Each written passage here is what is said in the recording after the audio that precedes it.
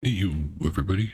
Hope you're doing well. Hope you're feeling well. Hope you're having a good day or night, depending on where you are. I got the game ready to go. I had opened it up originally, and it just opened with like a song, and I was like, "Oh, whoa! Let me just wait to start the game." So that's what I did. Let's check out this game. Moonlit, hey, how's it going? Hope you're doing well. Hope you're feeling well. Hope y'all are having a good day or night, depending on where you are. See, what were you playing? Stardew Valley. That is a hell of a switch up, what you're getting ready to come into. Just a heads up that there is a warning at the top of the screen. Should be pinned for you. Just a heads up about what we're getting ready to do. So, if you need a raid and run, or if you're not comfortable with the content that's getting ready to come up, completely understandable. Please do take care of yourself.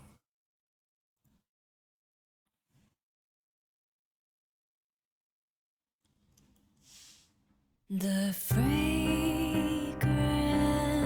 of white lilies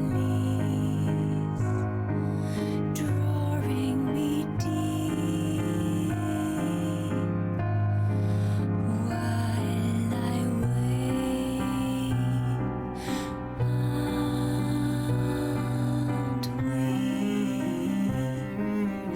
won't accept that you're gone. No meaning in moving on. Let me rest here beyond this pain. Sweet refuge, may I remain locked in time with you.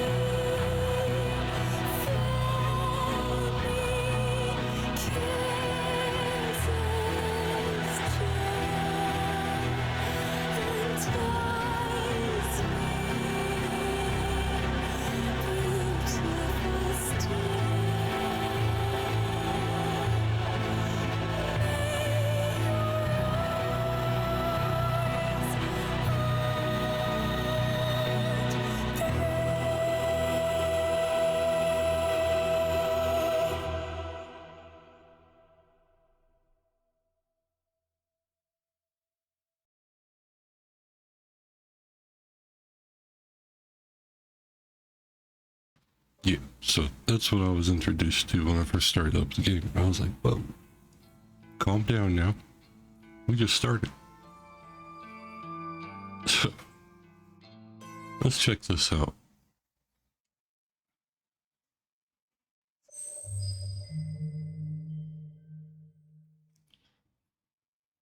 Prologue. June 12th, Friday morning. Those bitches have been talking about me behind my back. They flash those fake smiles when I walk past. They wave half-heartedly and say things like, "Oh, hi, Emmy," or "You're the only one brave enough to pull off that look." They're all two-faced lying assholes. I hate each and every one of them. Amano, Sachiko, Kurosawa. Just look at them. Everything about them is fake. Fake lips, fake nails, fake smiles, fake personalities. Look, I'll be the first to admit I'm a fake bitch too, but Even I know I'm not as bad as them. I'm not horrible to every person I meet, just the ones I don't like. It's not fair that I have to work with them. Just wanted a part-time job, something breezy and casual. How was I supposed to know these delinquents would obsess over tormenting me?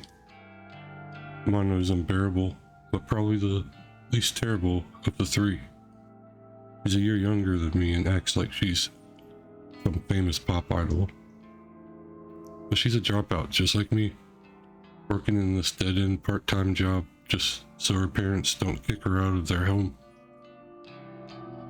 She spends her evenings singing at underground bars and hanging out with shady talent agents who swear they can promote her and make her the next big pop star.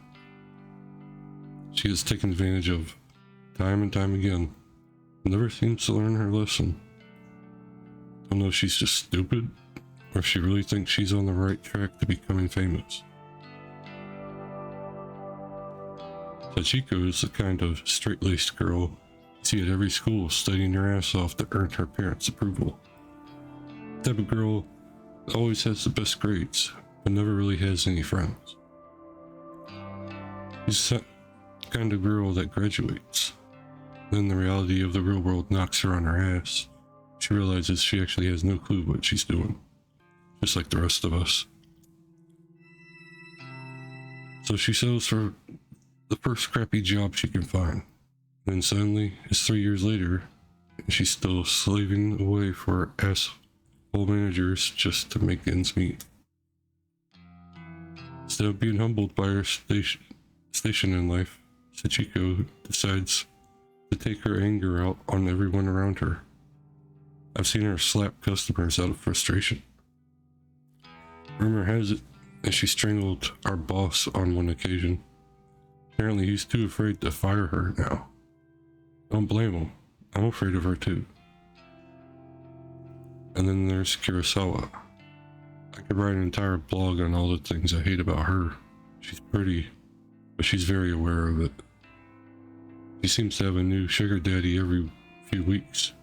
Some poor old fool he strings along and milks dry. She must be nearing 30, but all her friends are still in senior high school. It's more than a little weird.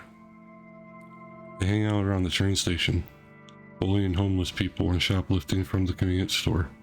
I'm pretty certain that she's done time once or twice.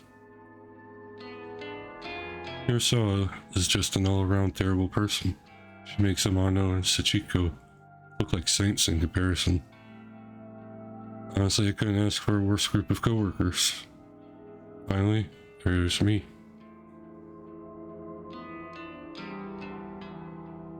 Imi Katsuno. University dropout, part-time cashier, and up to my ears in debt. Live in a small apartment in a bad neighborhood just to keep my head above water. My apartment building is filled with deadbeats, loan sharks, junkies, perverts, you name it. By some miracle, I managed to snatch up the best apartment in the worst building. Although the place is nice, the rent is questionably low. I'm fully expecting the landlord to wander in one day and demand more money. Or murder me. Constantly worried about money. Worried about my safety. Worried about what the hell I'm supposed to be doing with my life.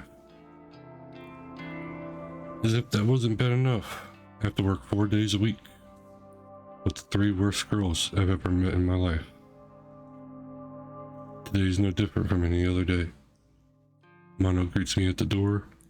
Her disgustingly puffy and pouty lips pulled back in a half snarl, half smile. I can smell the sticky sweet scent of too much lip gloss from 10 feet away. Oh, hi, Emmy. You're late again, you know. Bitch. Yeah, sorry. Just let me past. I'll go clock in. Whatever. Kurosawa wants to see you. Can you, just go see her? Fine. Mono walks off, I look around for Kurosawa. The stale stench of cigarette smoke eventually overwhelms the lingering scent of lip gloss in the air, leads me to her location. You wanted me? Katsuno, I need you to process a big refund. Don't mess it up, okay? It's for a regular customer. Okay, I can do that. What am I refunding? There's a bunch of shirts on the counter. Just ring them up and refund them for cash. You can leave the money in the envelope under the register. Fine, I'll take care of it. Thanks. I'm going for a smoke break. I decide to clock in before processing the refund. I won't be paid for this shift if the company doesn't know I came into work. Go behind the counter and retrieve the sign-in booklet. I flip to today's date and fill in my details. Done and done. The shirts that Kurosawa mentioned are lying haphazardly over the counter. Hey, Cold. Hope you're doing well. Hope you're feeling well. Appreciate you coming by and spending some time. I pick them up and scan each one. They're not cheap. First rings up at 11,000 yen, and the next is 13,000. There are 6 shirts all up, each one a little more expensive than the last. They don't look worn, and the tags are intact.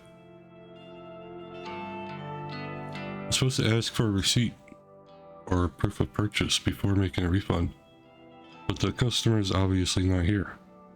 Besides, the request came directly from Kurosawa, my superior, so I can't exactly refuse. Refund goes through the system successfully and the cash drawer opens up. Count out the correct amount of money in 10,000 yen bills, then pop an elastic band around the cash and put it in the envelope. Did that make you uncomfortable? Nah, you're good. Wow, what's up?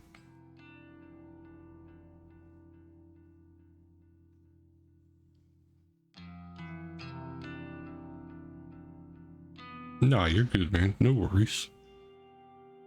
I also print a copy of the refund receipt and slip it in with the cash. Job done. I slide the envelope back under the register and against the counter, surveying the store. I can see that there aren't any customers around. Still early in the morning after all. We don't usually get much business until around lunchtime. I hover around the register for a while, biting my nails and staring at the clock to pass time. Try harder. Kurosawa eventually returns from her smoke break. Half an hour must have passed by now. Who does she think she is? You finished that refund? Yeah, I did it just like you said. Okay. She rummages around underneath the cash register and pulls out the envelope stuffed with cash. Her fingers flick through it quickly, counting each note, and she nods as though satisfied. Good work, Katsuno. I'll pass this on to the customer next time they come in. No problem.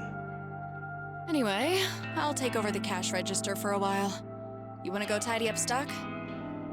Yeah, okay. Not too bothered if Kurosawa wants to take over my register duties. It's boring standing around. I'd much rather be doing something than nothing. I head toward a rack of untidy jackets. Sachiko bumps into me. Sorry, I didn't see you there. Sorry. Did she actually just apologize to someone? Sachiko, the customer abuser? That's fine. You okay? I haven't been sleeping real well. I'm just tired, that's all. Well, get some rest, I guess. Thanks. Look, while I've got you here, I know I haven't really been easy to get along with lately. I've got my own personal issues, but that's no reason to take it out on you and the other girls. Can't believe what I'm hearing here. Sachiko has had a change of heart? So I'm resigning as of today. I don't deserve this job. I wanted to apologize and make sure there's no bad blood between us. Sachiko. I don't know what to say. I never expected this from you. Yeah.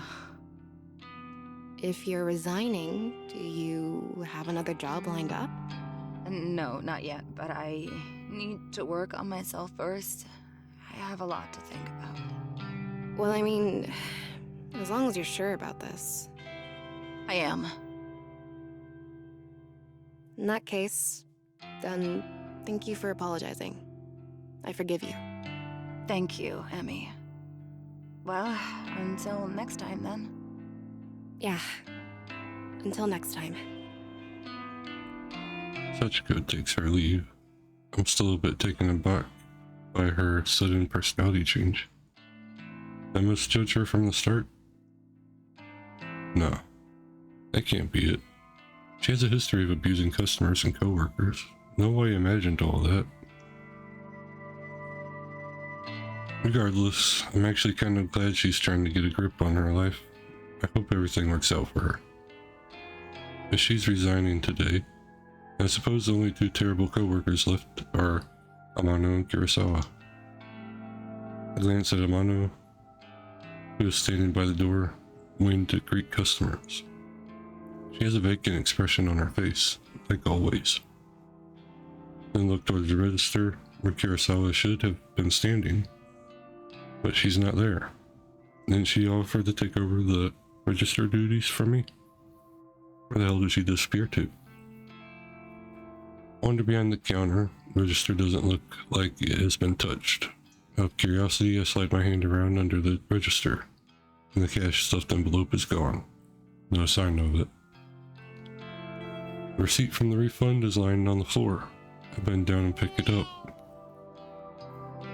Hey, thanks for grabbing first. The standard refund receipt, stating the value of the transaction. My name is signed at the bottom since I was the one who processed it. Refunded money is gone, and so is Kurosawa. Did she...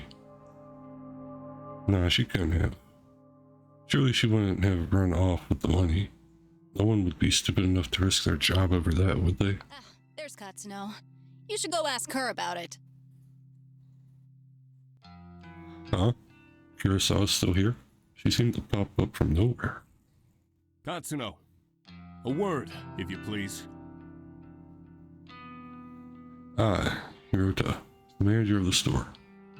Normally spends his time in the office out back. So it's kind of unusual to see him here. What could he want with me?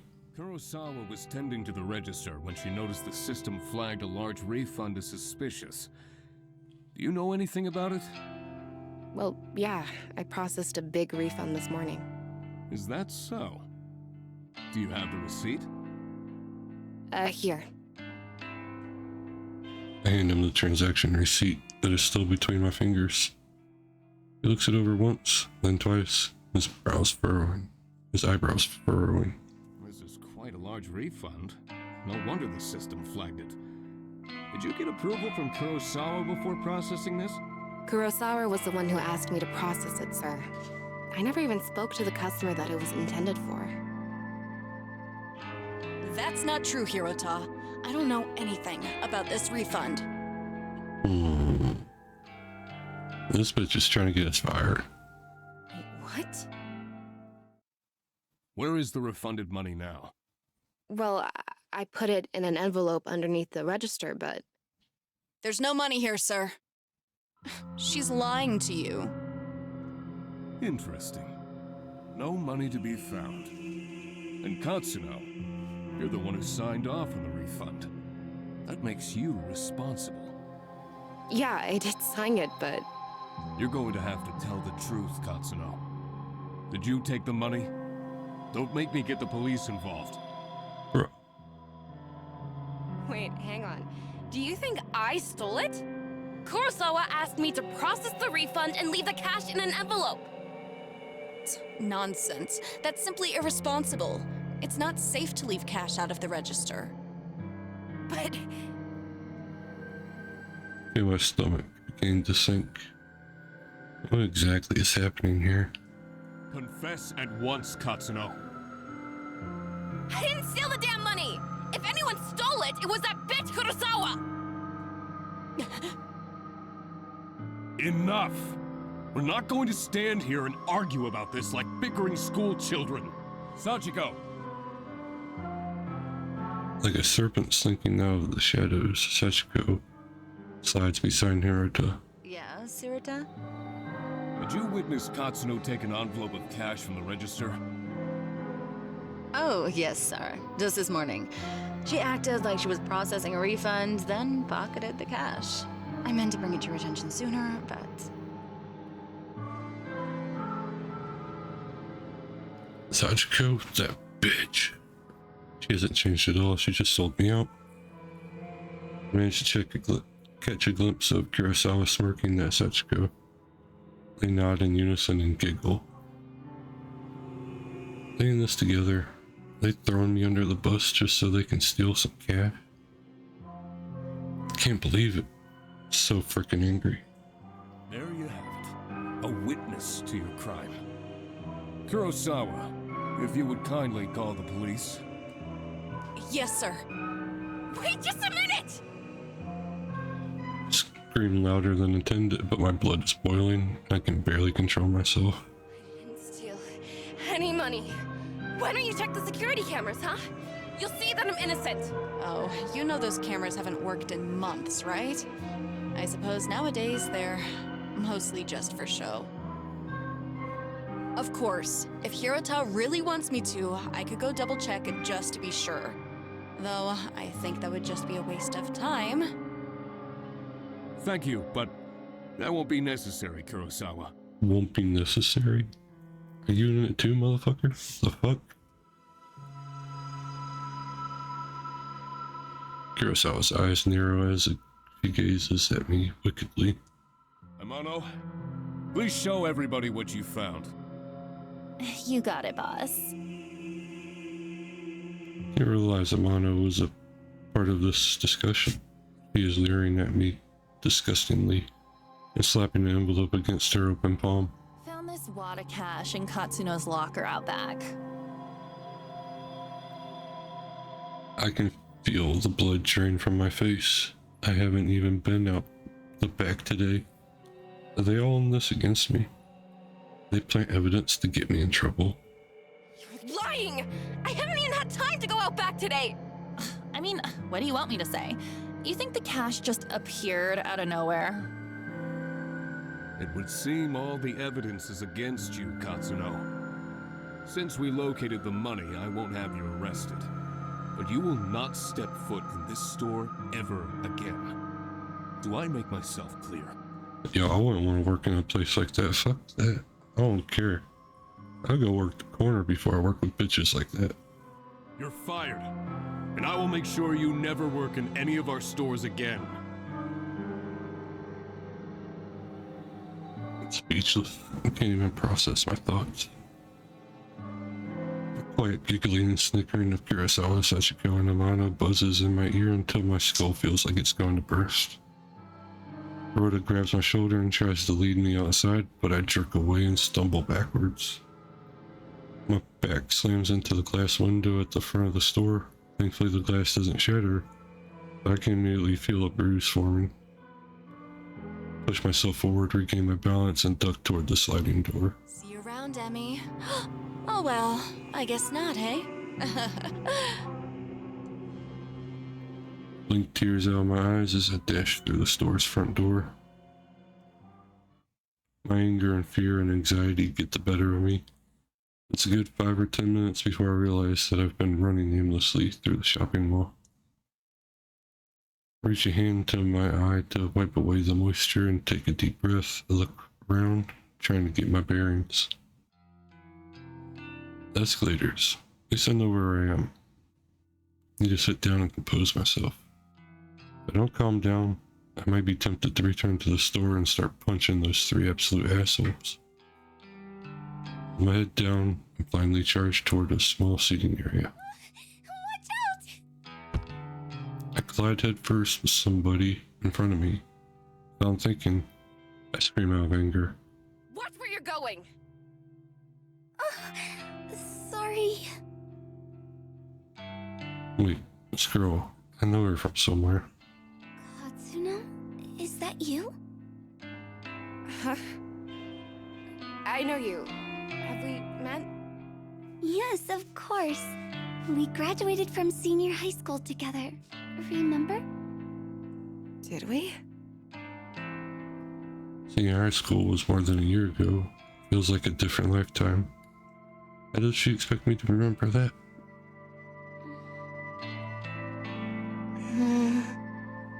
Maybe. Yeah, you're Sato, right? Aoi Sato? That's me. You do remember. Well, kinda. Sorry. I've had a crappy day. I just got fired, so I'm not thinking straight. You got fired. I'm really sorry. You bumped into me pretty hard. Are you hurt? I'm fine.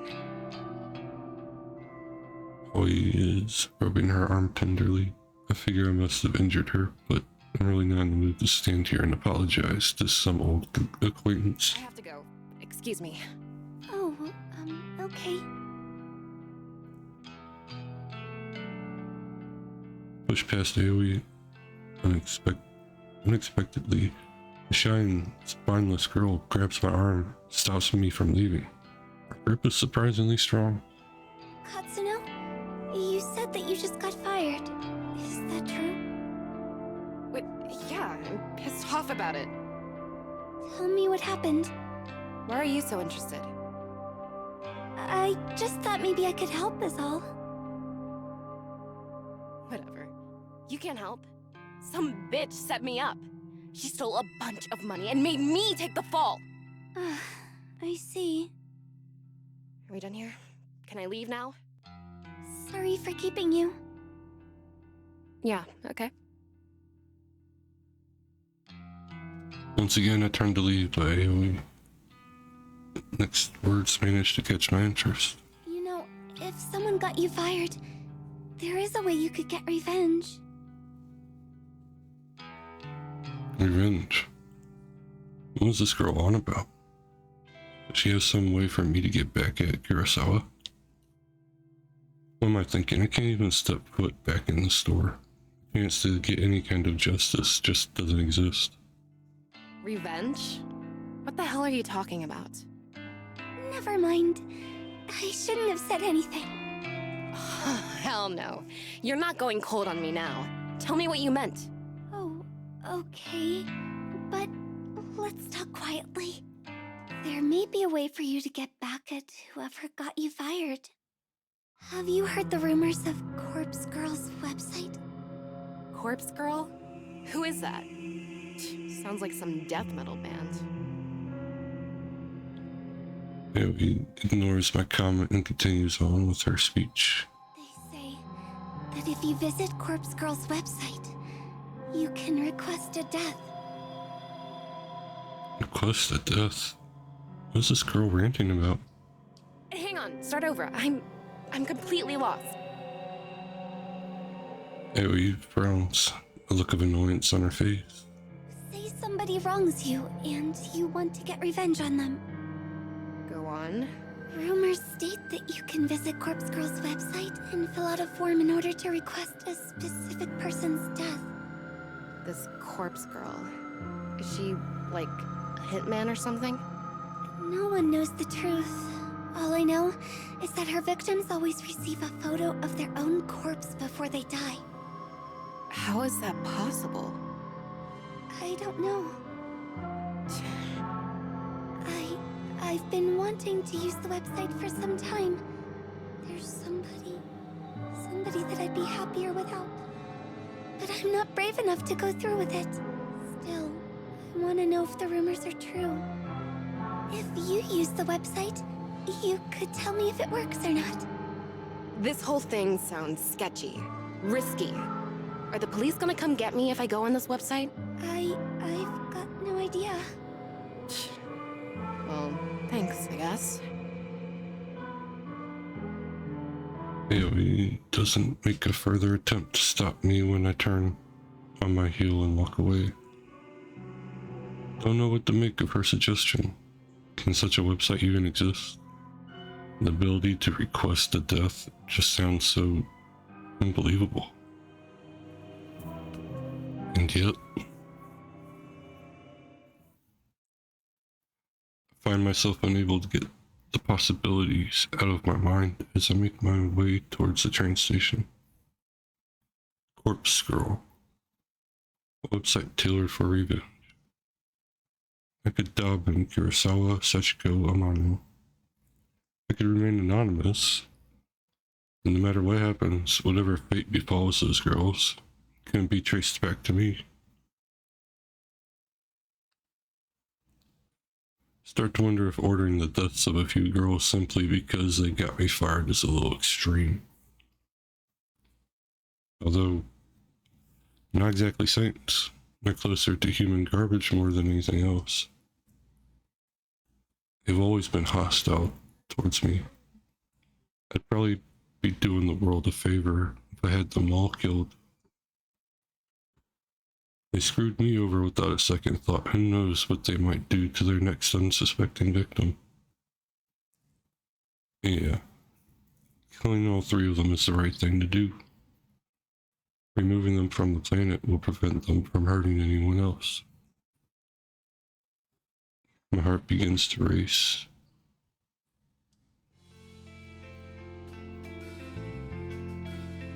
Trip back to my apartment is boring. The train carriage is nearly empty, save for a few junior high school boys and a couple of women in business attire. I have a few seats all to myself, so I sprawl out and check my phone for messages. When I feel confident that no one is in the carriage is watching me, I decide to search for Corpse Girl's website on my phone. Don't know exactly how easy it will be to find. Maybe I should have asked AOE for the address. Well, a quick search shouldn't be too hard. I begin to type Corpse Girl's site. Two results pop up on my screen, but none seem relevant. There are links to funeral services and anime fan sites, but nothing really matches what I'm looking for. Maybe this was a bad idea. I should probably delete my search history. Maybe just one more search. Corpse Girl. Request. Death. My phone seems to lag for a few seconds as the search is submitting. Then, a fresh list of links appears. The top result catches my eye immediately. Corpse Girl. Revenge at your fingertips. This must be it. I click the link and the website loads immediately.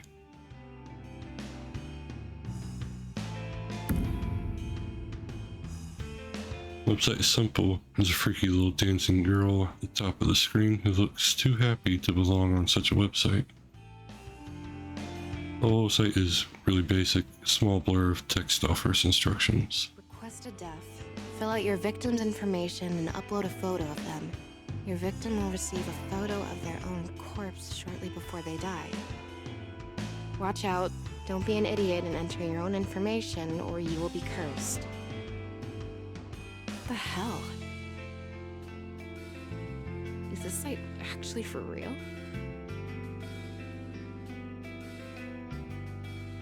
Start to wonder if I should go through with this. There's very little useful information on the site. I mean, it does say request a death, but come on. Is someone actually going to go out and kill the person I choose? And how on earth can someone receive a photo of their own corpse before they're actually dead? It just doesn't make any sense. My heart suddenly skips a beat and nearly dropped my phone when it buzzes at me. Thank God. It's just a text message. An unknown number. That's never a good thing. Wait a minute, there's a photo attachment. Who'd be sending me a photo from an unknown number? My curiosity gets the better of me and I open the message. Kurosawa, you fucking bitch. I knew it. I knew she set me up, and Amano and Sachiko were in on it too. They made me process a fake refund to get cash out of the register so that my name would be on the transaction. And all for what? A bit of cash they have to split 3 ways? Kurosawa, I'll kill you! I'll kill you! few of the junior high school boys nearby look at me with worried expressions, but I don't give a damn. I'm angry and furious. Kurosawa is going to pay. Close Kurosawa's message and return to Corpse Girl's website. It's clear what has to be done. Phone requests Kurosawa's death. And read the website instructions one more time. Make sure I haven't missed anything important. Enter the victim's phone number. Upload a photo of the victim. Oh, she's gone cray cray. Can't believe it. Kurosawa just signed her own death sentence. She sent me a photo of herself and her phone number was included with the message. Fill in the phone number and upload the photo, my hands trembling the whole time. Thumb hovers over the submit button. Feel chilled down my spine. My face turns pale and I immediately feel cold and clammy. Is Kurosawa really going to die if I use this website? Or is this all a sick hope? Run through the possible outcomes in my head. First possibility, nothing happens, Kurosawa is none the wiser. Second possibility, Kurosawa gets pranked by whoever is running this website. Maybe the administrator gets a kick from tormenting people. Kurosawa might just receive some spam text or something like that. Third possibility, Kurosawa dies. She gets murdered. Or some elaborate scheme is concocted to make her die accidentally. Her lips curl into a frenzied smile. I like the third possibility the most. I slam my thumb down and smash the submit button. Prepare for the end, Kurosawa.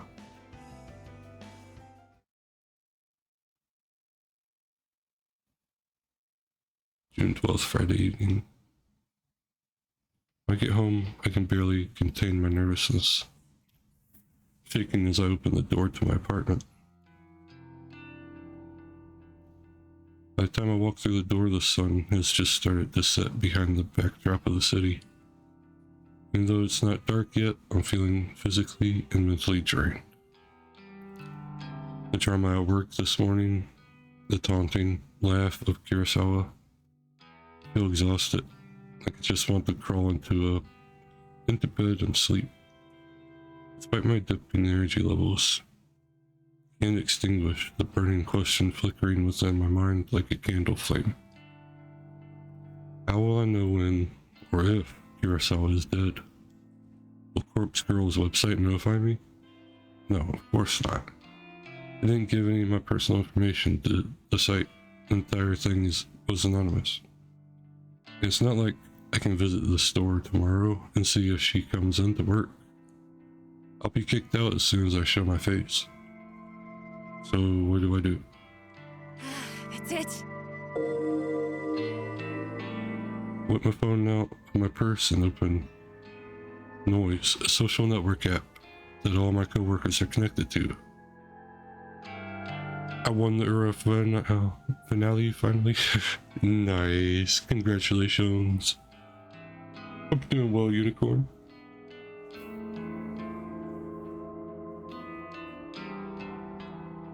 I think I've finished it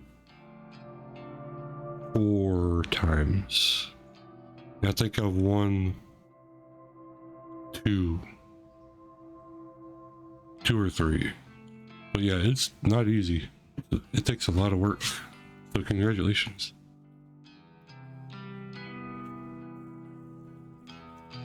Kurosawa, Sechiko, Amano, and I are all in this group chat labeled Work Life.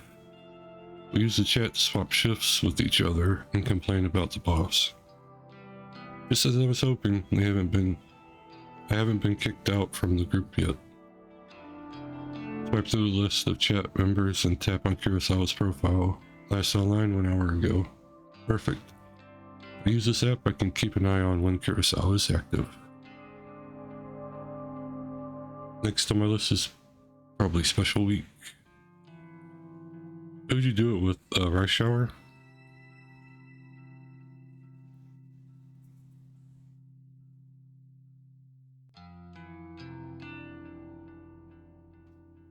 I think that's who you were talking about before. She only has to be using her phone for noise to detect that she's online. Doesn't necessarily have to be using noise itself. Best way I can think to monitor if she's still alive or not. It'll do for now, at least. But it was Silent Suzuka. Hey, nice. I think she was one of the ones I did with as well. Wonder why Kurosawa sent me that photo of herself via regular text message instead of through noise. Eye shower is difficult, not wrong there.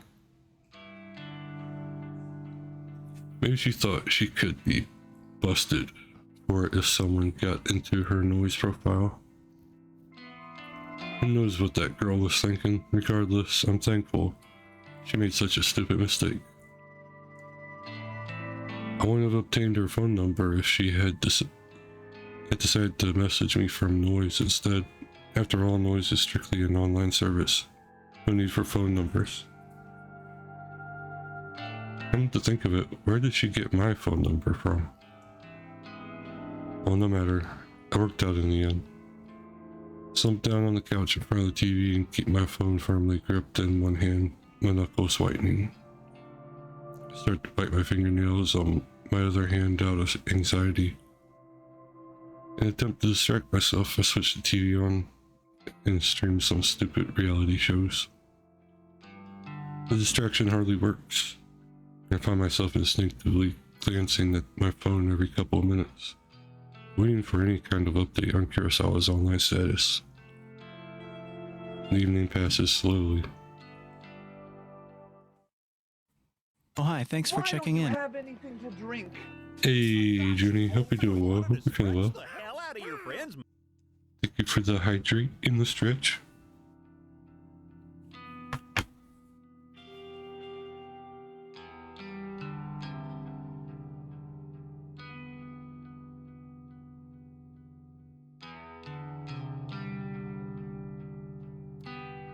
Doing okay, how about you? I'm doing pretty good.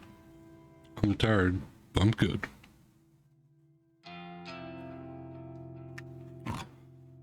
Sunlight streams through the open curtains and I startle. I fall asleep on the couch. Wipe my mouth with my sleeve, cleaning off a trickle of drool from my chin. The phone is still in one hand and I quickly check it. I tap the fingerprint smeared screen, but it's not responding. The battery died. Must have fallen asleep and left the screen on all night. I race towards my charger and plug it in, anxiously waiting for just enough energy to turn the phone screen back on. After what seems like an eternity, the phone comes to life. I catch a glimpse of the clock as I swipe the lock screen away. 6:34 a.m. Open up noise as quickly as I can and flick through the Kurosawa's profile. This profile is private. You are not connected to this person. Damn it, she blocked me! Frantically navigates the group chat only to find that I've been kicked out. Damn it, damn it! What can I do now? I've got no way of knowing whether Kurosawa is still alive. I lay my phone down in frustration and it vibrates in retaliation. Huh? Another text message. I blink a couple of times. Who would be texting me at this hour? It might be Kurosawa again, trying to rub my face in her victory. Well, if that's the case, at least I know that she's still alive. I hesitantly pick up my phone again and open the message. There's no text, just a photo attachment. Damn. It's a photo of her corpse. What the hell is this? I nearly dropped my phone in terror. A photo of a dead body, twisted, crumbled, like it has fallen from a great height. Its spatter of blood is freckled across the grass. Hard to make out detail of the person, dirty blonde hair, familiar clothes, smudged makeup. This This dead body, is it supposed to be me? And there'd be no mistaking it. Without a doubt, this is a picture of my own corpse. I shriek again, unable to process what I'm seeing. I'm so entranced by the battered corpse that it takes me a minute to notice the timestamp in the corner of the photo. It's today's date, but something is off. Time says 7:28 a.m. That's about an hour from now. I shiver involuntarily, and I feel the sickening sensation of bile rise in my throat. Is this a prediction of my death? Am I going to die within the hour? And then the truth hits me harder than my face hit the ground in this grisly photo. When you request a death on Corpse Girl's website, your victim receives a photo of their own corpse before they die. Before they die. Can't look at it anymore. I throw my phone to the side and curl up on the floor. Did Corpse Girl send this to me? And how? How did somebody get a photo of my corpse? A photo that is seemingly from the future? It's impossible. It has to be a hoax, some trick, some psycho tormenting me. That's all it is. Someone is messing with me. Probably Kurosawa. Get up off the floor and stumble around. I'm kind of lightheaded and unbalanced. My stomach feels queasy, ready to launch its contents through my throat at any second. Blindly reach around for my phone and finally grasp it near frozen fingers. Phone number that sent the photo, it's an unknown number, but the digits don't match the number that Kurosawa texted me from yesterday. So it's unlikely this came from her. Bizarrely, the phone number is kind of weird. There are more digits than should be possible. I try to count them, but stumble a few times in confusion. I eventually conclude the number has 18 digits. Way too many. In addition, the phone number seems to repeat digits a lot. 666 33666 22666 44666. Seems too strange to be real. Is it possible to fake a phone number? Something interesting catches my attention. Even though the caller ID doesn't recognize the number, it has data on the origin of the number. Tokyo, Japan. My very own city. Perhaps the sender of the photo can mask their number, but can't hide their location. This gives me an idea, and I decide to get to the bottom of the situation despite my head throbbing and my stomach pleading to be emptied. Punch the phone number into search engine along with the keyword Tokyo. One result. Link points to a popular discussion board, Noise Channel. It's an anonymous board where users can talk about almost anything. No big surprise, it's owned and operated by the very same company behind the Noise app I use on my phone.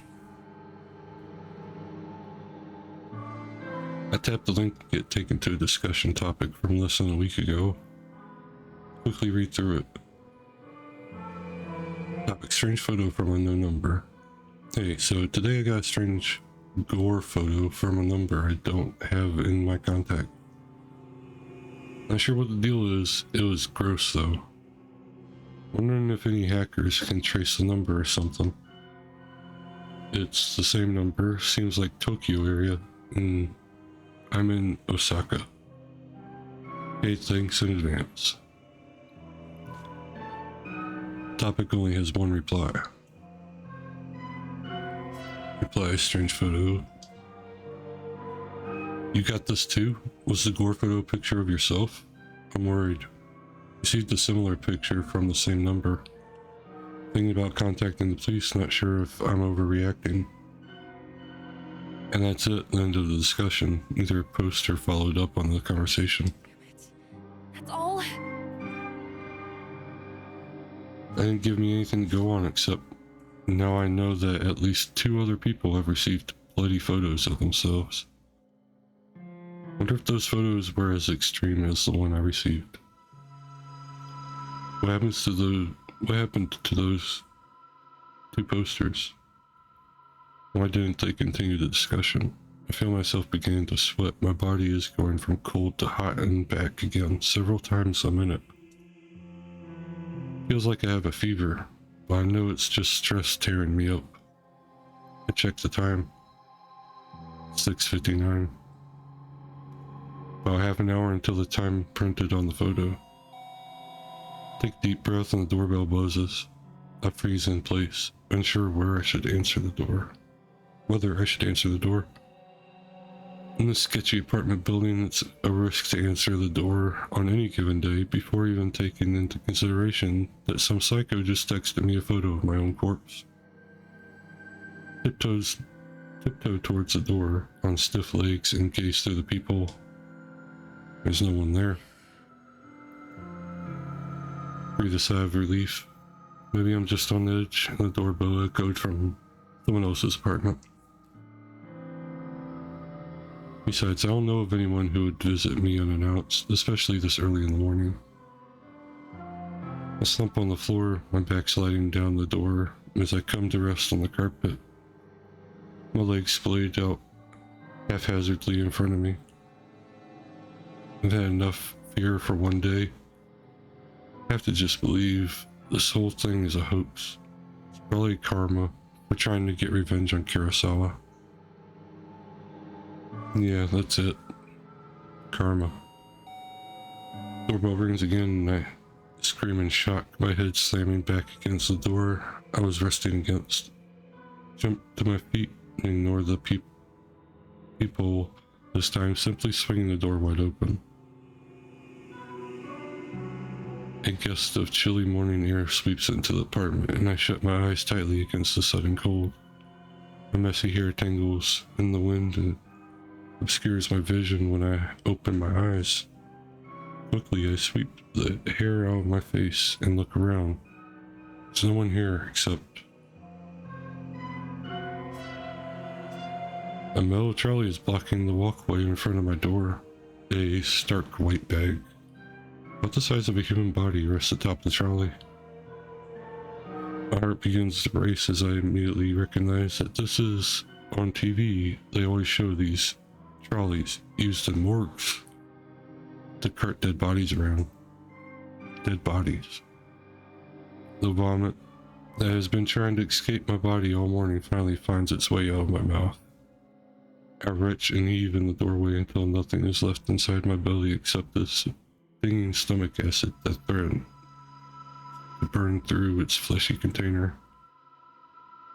The stench wafting from the trolley is overwhelming.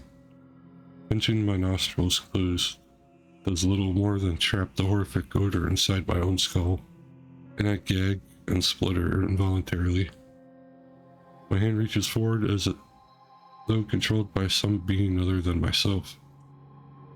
I can't pull it back, and I can't prevent my fingers from grasping the zipper tag attached to the front of the body bag. I unzip the bag.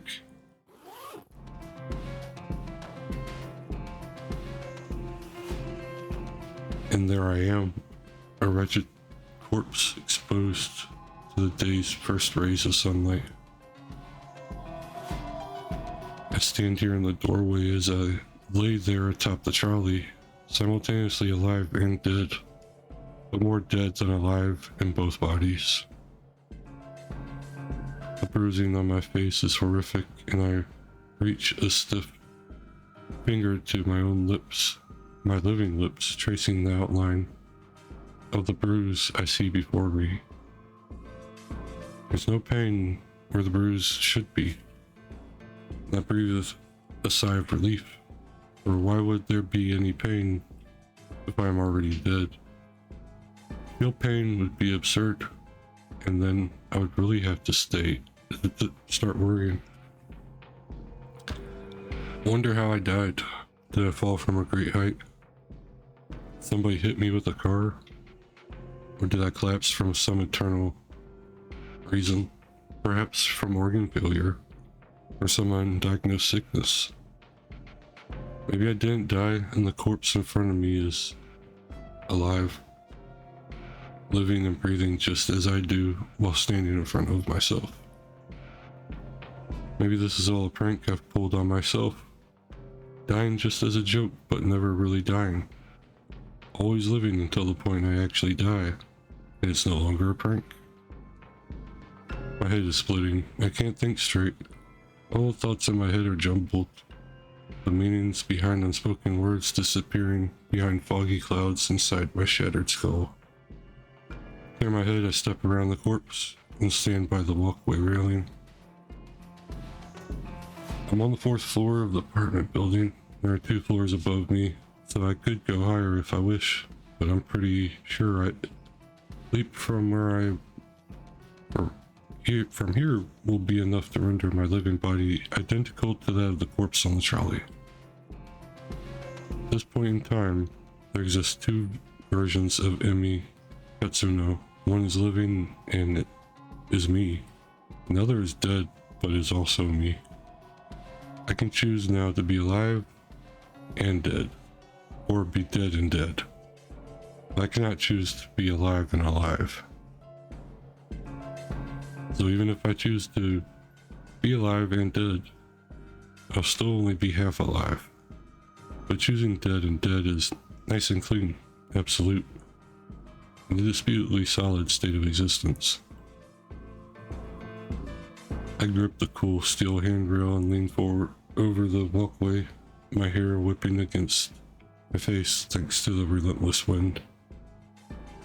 4 stories below me is a small courtyard paved with concrete and decorated with an occasional shrub or flower bed. I miss the concrete by about 2 feet. Dirt sprays up into the air as my nose is crushed under my own body weight. I think about that photo Kurosawa sent me, with her smug smile and her hands full of stolen money. My teeth grind into my tongue and sever it, but it doesn't manage to escape my closed mouth. My mind wanders and settles on Corpse Girl's website. What was that all about anyways? As far as I know, nothing happened when I submitted Kurosawa's details. Maybe Kurosawa found the website as well and submitted my details first. I guess Corpse Girl got me. Well played, Kurosawa. I think I can taste blood in my mouth. It might just be a memory from some other point in my lifetime. A blinking light from a nearby parked car kind of irritates me, but then my vision turns blue or black. My only concern is how I'll never truly know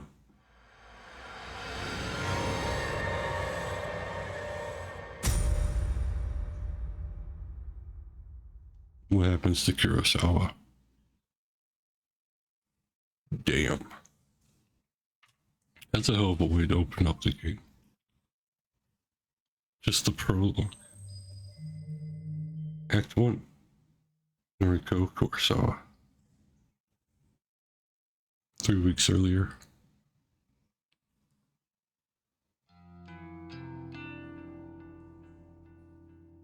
May 25, Monday morning. I always like the shape of my eyes. I can be critical about other parts of my body, but I'll never complain about my eyes. With or without makeup, I think they look great. My mother used to tell me I inherited her eyes, and my big sister inherited father's eyes. To be honest, I don't see any of father's features in myself or my sister, but I do agree that my eyes are exact replicas of mother's. Mother doesn't see too well anymore, and that might be something I have to also worry about in the future. But for now, my eyes are perfect. I couldn't be happier with them. I wear eyeshadow and eyeliner to bring out my best feature. Some people tell me I use too much makeup, that I tend to overdo it and make myself look intimidating. Well, I don't really care.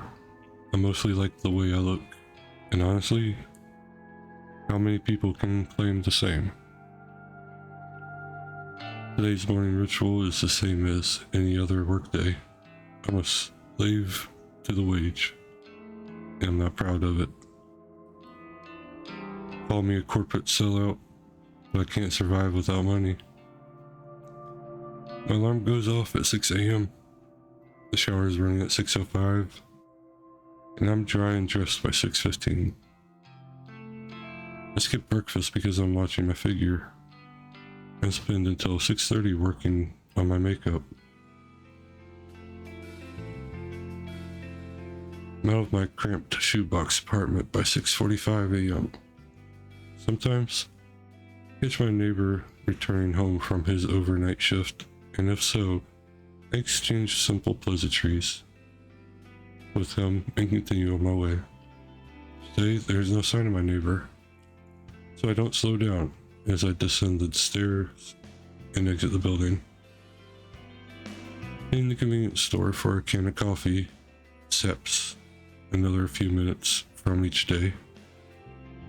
I prefer sweet milk coffees, but every now and then I'm in the mood for rich black coffee. Regardless, never start the day without it. Don't always need the energy boost, but it helps to stop my stomach growling. It's a milk coffee kind of day, so I pay for my favorite brand and get out of the store in no time. The canned coffee dives into my handbag as I continue on my way. The train station is always busy in the morning, and it's usually a struggle to navigate my way to the correct platform in time for the 7:12 train. Today is no different. However, I always make it in time, because my routine has been perfected over the last few months.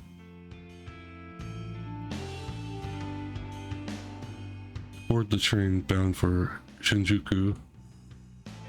A cursory glance reveals there are no empty seats, so I push through the throng of bodies and stand against the carriage wall.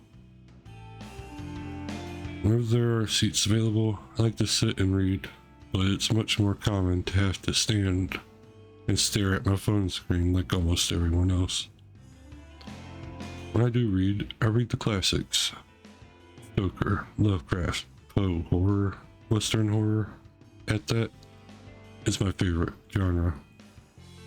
And of course, faithful translation into Japanese are so good as good as it gets. My English isn't nearly strong enough to read these novels in their original language. I'm stuck staring at my phone screen. I like to stalk people online, acquaintances, or the few friends I have. Lead such boring lives. They post about the most mundane topics, all day, every day, acting like they'll shrivel up and die unless they get the attention they seek. I find their dull, tedious lives simply fascinating. From behind the safety of a glass veil, I can fulfill my voyeuristic fetishes and consume as much pointless information as I desire. Knowing every mundane tidbit of people's daily lives turns me on. This morning is the same as any other. I stare down at my phone held in my frail hand. My fingers move of their own accord, scrolling and tapping against the backlit display, pausing, pondering, pouncing on any post or picture that my pupils haven't yet consumed. Standing in a train carriage, packed to the gills with people, I can't help but feel my face getting flushed and my steamy breath escaping my lips. I digest post after post, photo after photo, memorizing the comings and goings of every single person on my noise activity feed. I catch my breathing getting heavier, my gasp becoming short and sharp. Ray went to the dentist yesterday for a root canal. Mizuno shared some photos from her international vacation. Kawahara objects to owning pets and thinks all animals should be free. This girl she's a freak. My cheeks glow crimson, my chest begins rising and falling quickly. I clutch the collar of my shirt, knuckles whitening, knees shaking. Few people in the carriage start to move away from me, but I barely notice them. My fingers keep scrolling, and I hit the jackpot.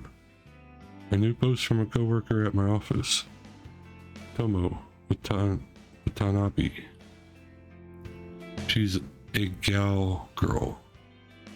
The type with a heavy fake tan, bleached blonde hair, and questionable clothes. I hate her, but I love her post. This morning's update reads, Tomomo, 53 minutes ago. Just found this Corpse Girl website. Such fake bull. Waiting to meet a bitch to try it on. Tomo just discovered Corpse Girl's website, huh?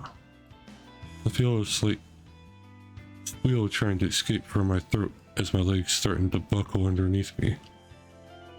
I can't take the excitement anymore, and I have to force my phone from my hands and bury it at the bottom of my handbag.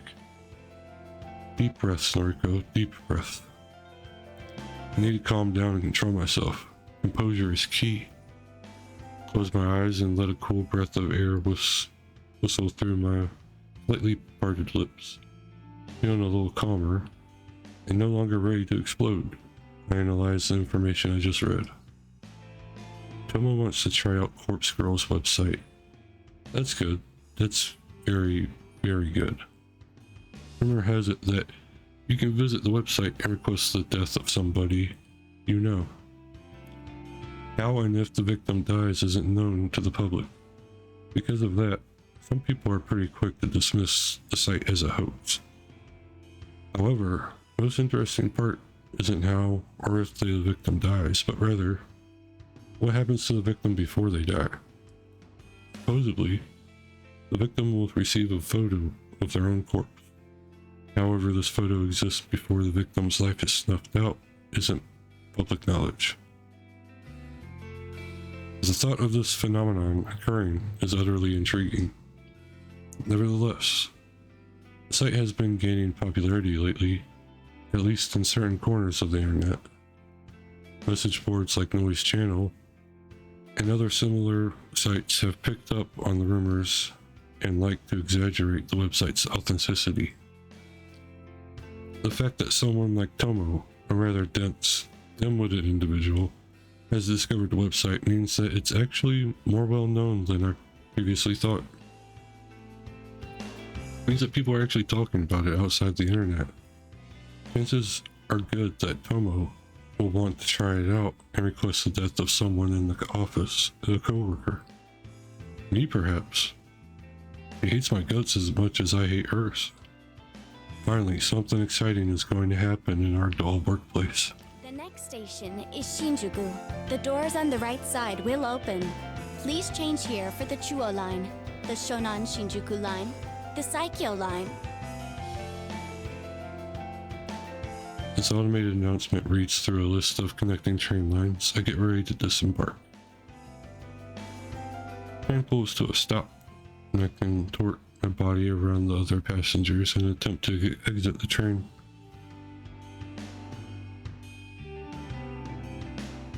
Finally free of the tangled mass of flesh, I hasten my pace and navigate through the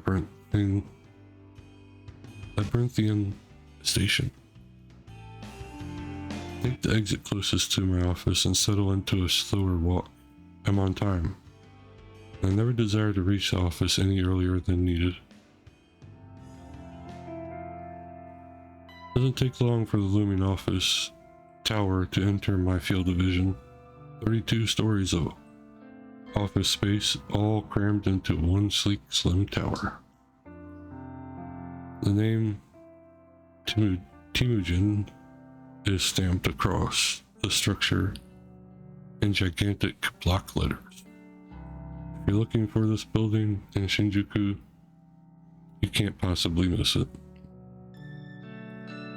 Kimujin carries the title of Japan's third biggest banking corporation. This gigantic company, with other branches in Kyoto, Osaka, Sapporo, Fukuoka, and a dozen smaller cities. I don't even remember. I've worked here for close to 3 months now. Not a long time in the grand scheme of things.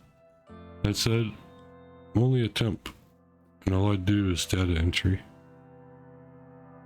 I work on the 14th floor, along with about 60 other junior employees, including gal girl Tomo Watanabe. I don't speak to many of my coworkers. That's the way I like it. Mood. When I reach the building, I enter through the giant double sliding doors and find myself in the familiar lobby. Comfortable couches line the wall circling the reception desk. 4 large elevators are tucked away in a nook behind the reception desk. It's already busy this morning, though to be fair, this place is packed all the time. I avoid the crowds of sharply dressed business people feeling a little out of place in my semi-formal shirt and skirt. Ducking into a newly opened elevator, I tap my employee ID card to a backlit panel and press a button for my floor. The doors close and the elevator begins its smooth ascent. I'm surprised to find that I'm the only one traveling up. I reach my floor and listen to the soothing chime as the door opens, revealing the open layout office before me. The static drone of workspace noise fills my ears. Conversations, ringing phones, fingers tapping against keyboards, photocopiers, even the steady, low hum of the air conditioner contributes to the overall din. I make my way to my desk, stationed in the middle of the floor and surrounded by a dozen other identical desks. As I walk, somebody taps me on my shoulder gently. Good morning, Kurosawa.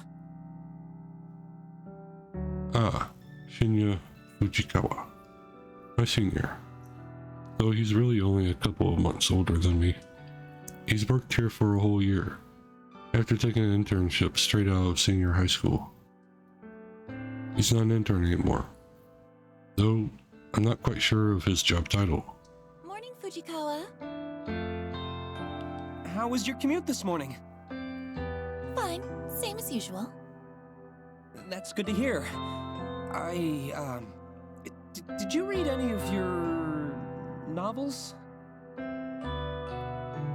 He's referring to the horror books I like to read. I can tell from his tone that he doesn't exactly approve of the subject matter. I've known Shinya since junior high. We go way back, but I wouldn't exactly call us friends. However, he is the one that landed me the job. This job, even though it's just temporary contract. I've always had the feeling that he's a bit sweet on me. I could be way off the mark, though. Well, I couldn't get a seat on the train today. Too hard to read while standing. Ah, that's a shame. You, still haven't accepted my, friend request, did you know?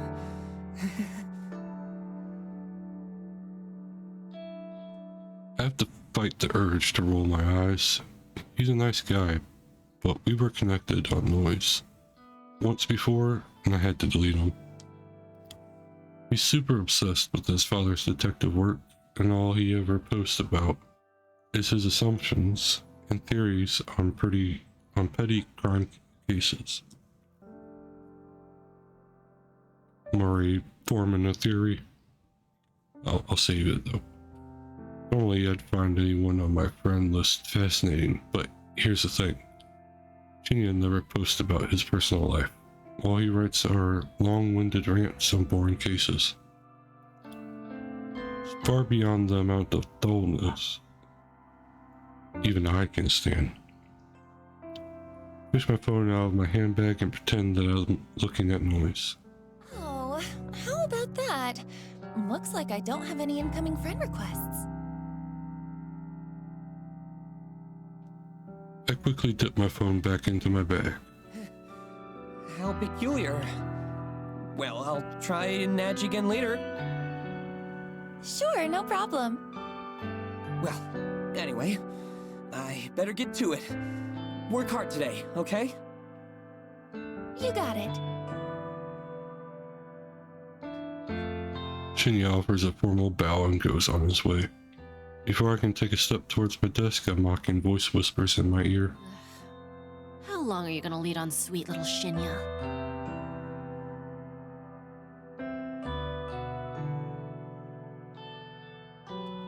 I shiver and find Tomo Watanabe lurking right behind me, buzzing around my neck like an irritating mosquito. That poor boy really has the hots for you. When are you gonna tell him you're a cold-hearted psycho? Listen, I'm not leading him on, and I'm no psycho. Oh no, you do look a little crazy. Just a little bit. Huh.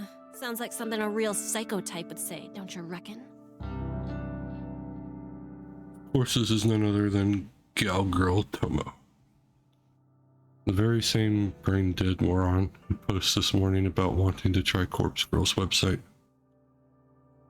He's the kind of person that likes to stir up trouble and instigate conflict. She's had her vacant eyes on me since the day I first stepped foot in the office. She loves to torment me, any chance she gets. Maybe I rubbed her the wrong way somehow, though I'm not sure what I ever did to her. Even though she's a data entry temp like me, she's worked here just a little longer than I have. Unfortunately, that means I have to defer to her as my superior in this professional environment. She knows as much and likes to take advantage of the fact as often as possible. It's funny, you know. You don't look like the type of skank to lead on a goody-goody like Shinya. I told you, I'm not leading him on. Well, if you're not interested, maybe I'll take him out this weekend and tongue him at the cinema. Gross. Do what you want, but I doubt he's into someone with your, looks. Oh yeah? What would you know? You think he likes your flat chest, little Miss Gothic Lolita? Gee.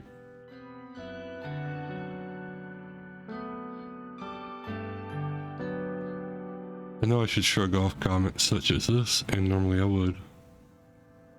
But backing down from Tomo isn't something I can do easily. I'll give you a tip. Guys like Shinya are smart, clever. If you want to impress him, don't let him know your head is as full of air as your inflatable breasts. A flash of crimson lights up Tomo's face, and she looks ready to lash out at me. A group of co-workers, juniors like us, look over to us in concern. Tomo takes a step back from me, but not before signaling a rude gesture with her finger. We ain't done here, Noriko. Watch your back. I'm trembling.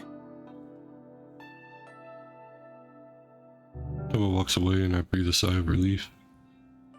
If it wasn't for having to deal with her, I wouldn't dread coming to work every day. Anyway, I wonder when she is planning to go test out Corpse Girl's website. Will she try it on me since we just fought? Not really sure if I should be excited or scared. Either way, it'll definitely be fun to find out what happens if she does try the website. Finally reach my desk and take note of the time. I was supposed to start work 5 minutes ago, so I quickly log into my computer and check today's task list. It's all standard stuff today. I need to transfer a few tables of numbers from a spreadsheet into our company's online database. When I'm done, I have to run it by a few other people, then commit the changes to the server. Work is dull and repetitive, but my salary isn't bad. On the plus side, I get to wear headphones and listen to music while I work. I dip into my handbag and retrieve my headphones, my phone, hand milk coffee, and a handful of breath mints. Lay them all out on my desk neatly. I slip my headphones on, plug them into my phone, and hit play on my work playlist. Loud, symphonic metal lovingly thrashes my ears as I crack open the can of coffee and take a long sip. Okay, let's get started.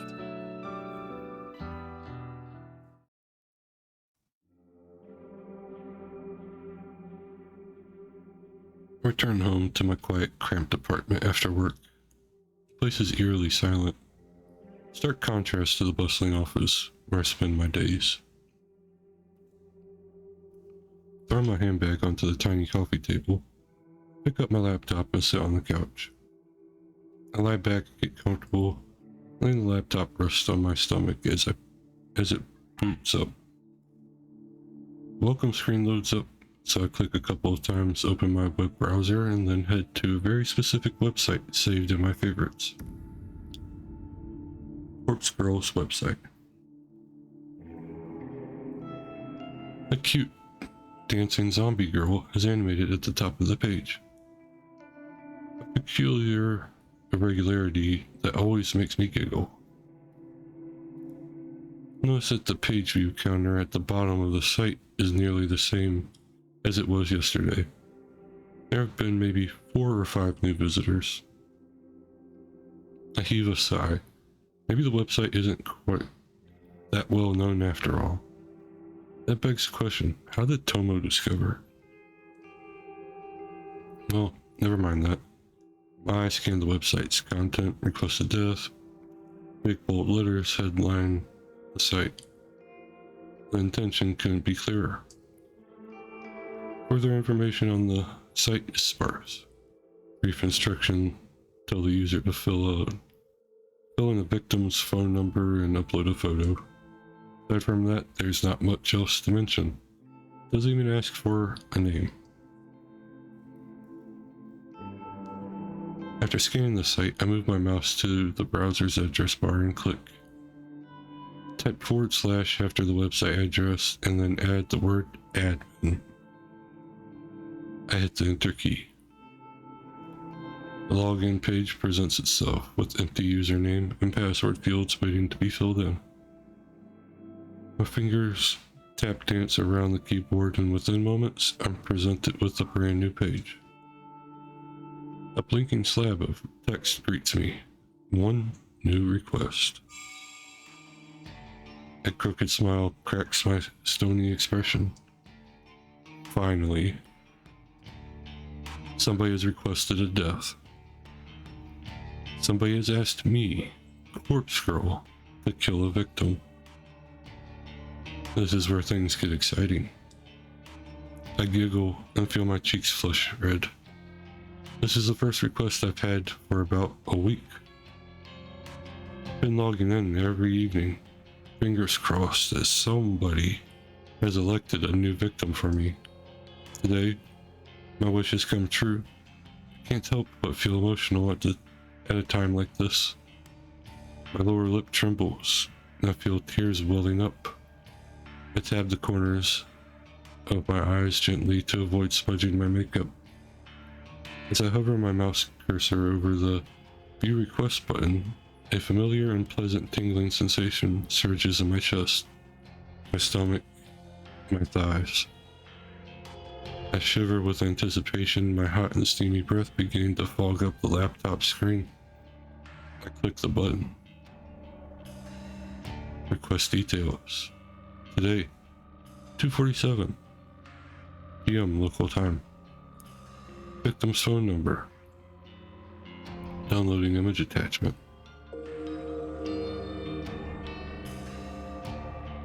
The victim's photo automatically loads on my screen. The person in front of me is a total stranger, but that's okay. Doesn't change the task set out before me. A woman, rather plain, in her early 30s. She's well dressed with minimal makeup. She's not really putting her personality on display. It's a nice photo, better quality than some of the images I've received in the past. In fact, the photo looks like a corporate ID picture, I wonder if it was downloaded from a company database or website. Well, the source of the photo doesn't matter. The simple fact of the matter is that somebody has made a request for this person to die. It falls to me to fulfill that request, and as a corpse girl, I take requests very, very seriously. I have the victim's photo, and I have her phone number. All I need now is to select a way for her to meet her untimely demise.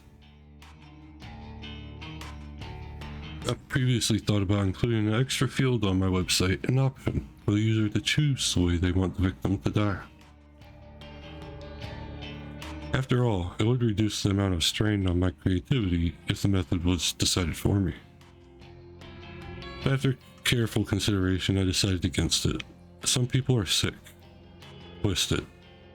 The cause of death could be far beyond my means and impossible to achieve. Therefore, allowing the user to define the cause of death just isn't feasible. Instead, I'll stick to my current modus operandi. Everything depends on the quality of the victim's photo. If it's detailed and the victim's features are easily distinguishable, then I can be rather creative with the cause of death.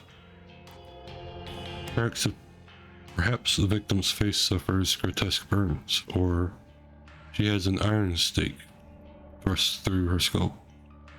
However, if the victim's photo is low quality and doesn't provide enough detail to identify the subject, I have to resort to the default causes of death. A terrible, unlucky fall from a great height. Maybe she slips, or maybe someone stumbles into her and sends her tumbling over a rail. The end result will be the same, a swift, crushing death from on high. The victim will end up face down on the concrete, completely unrecognizable, save for her clothes and accessories. It's not my favorite cause of death, but in some cases, it's necessary. Regardless, it's still a valid way to fulfill the request. For now, it's time to get started. I can barely contain my excitement. I squirm against the couch, crossing and uncrossing my legs in a vain attempt to dissipate the heat rising through my body. Taking a deep breath, I try to calm my nerves and get to work.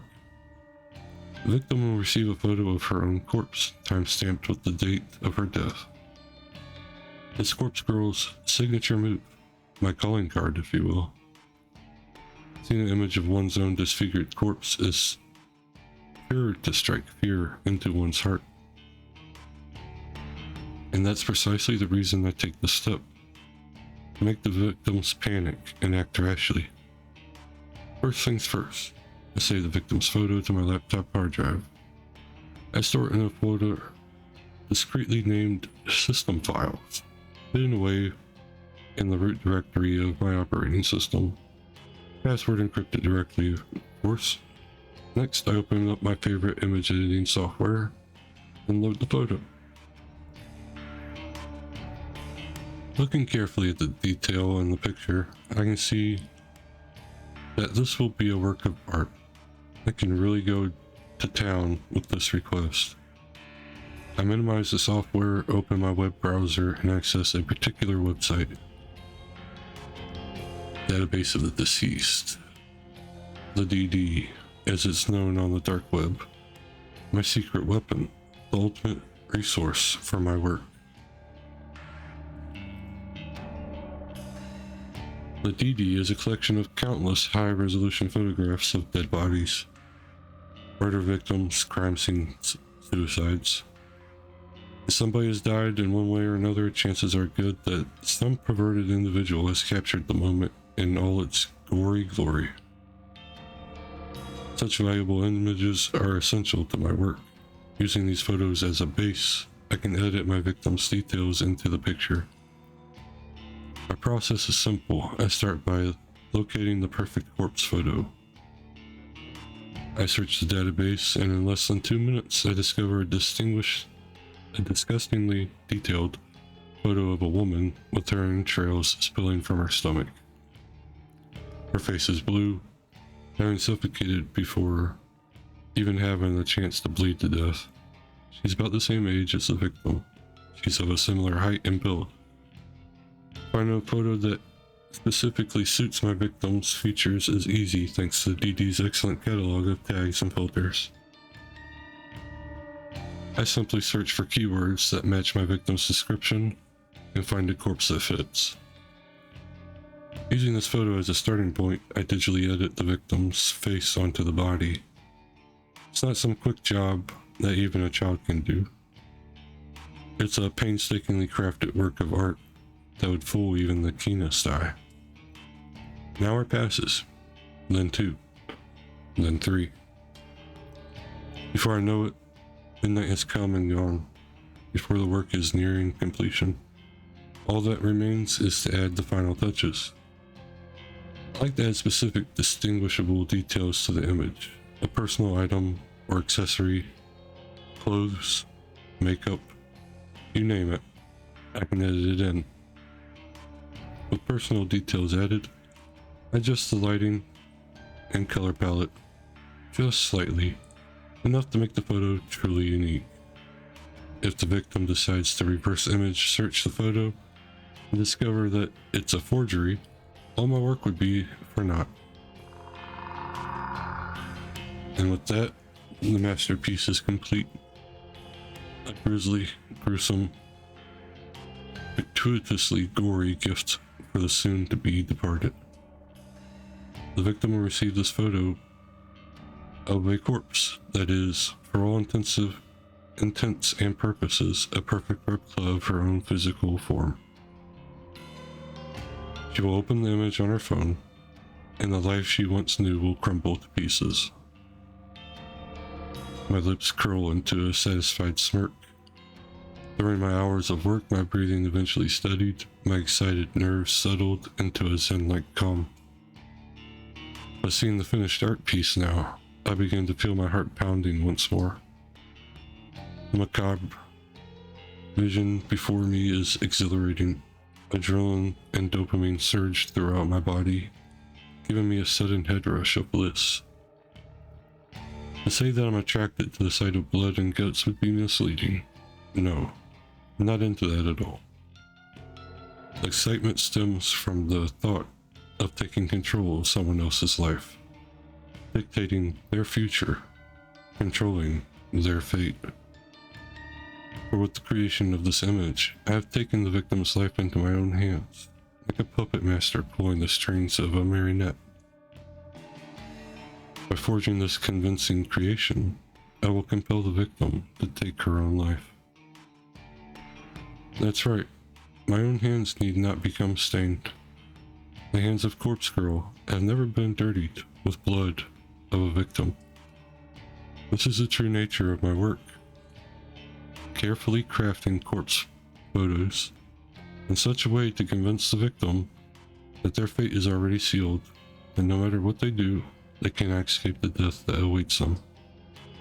And the date stamped on the photo is the icing on the cake, the ultimate driving force behind the victim choosing to end their own life. A date so near in the future, a time that has not yet occurred. A fiber of uncertainty carefully interwoven into the image that causes the victim to pause and consider the possibilities. Is this photo from the future? Is this truly my fate? How can I outrun a future that has been pre-decided? These are the thoughts that run through a victim's mind. Despair and dread flood the senses. Overwhelming anxiety gives way to calm into acceptance. This is my dead body, this is how I die. Why should I fight it? And when the victim's last vestige of resistance gently breaks, like a silk spider web being torn by a cold breeze, they finally give in. They invite their end. This is the way it will go down for this woman, this complete and total stranger. I'm confident, certain, convinced.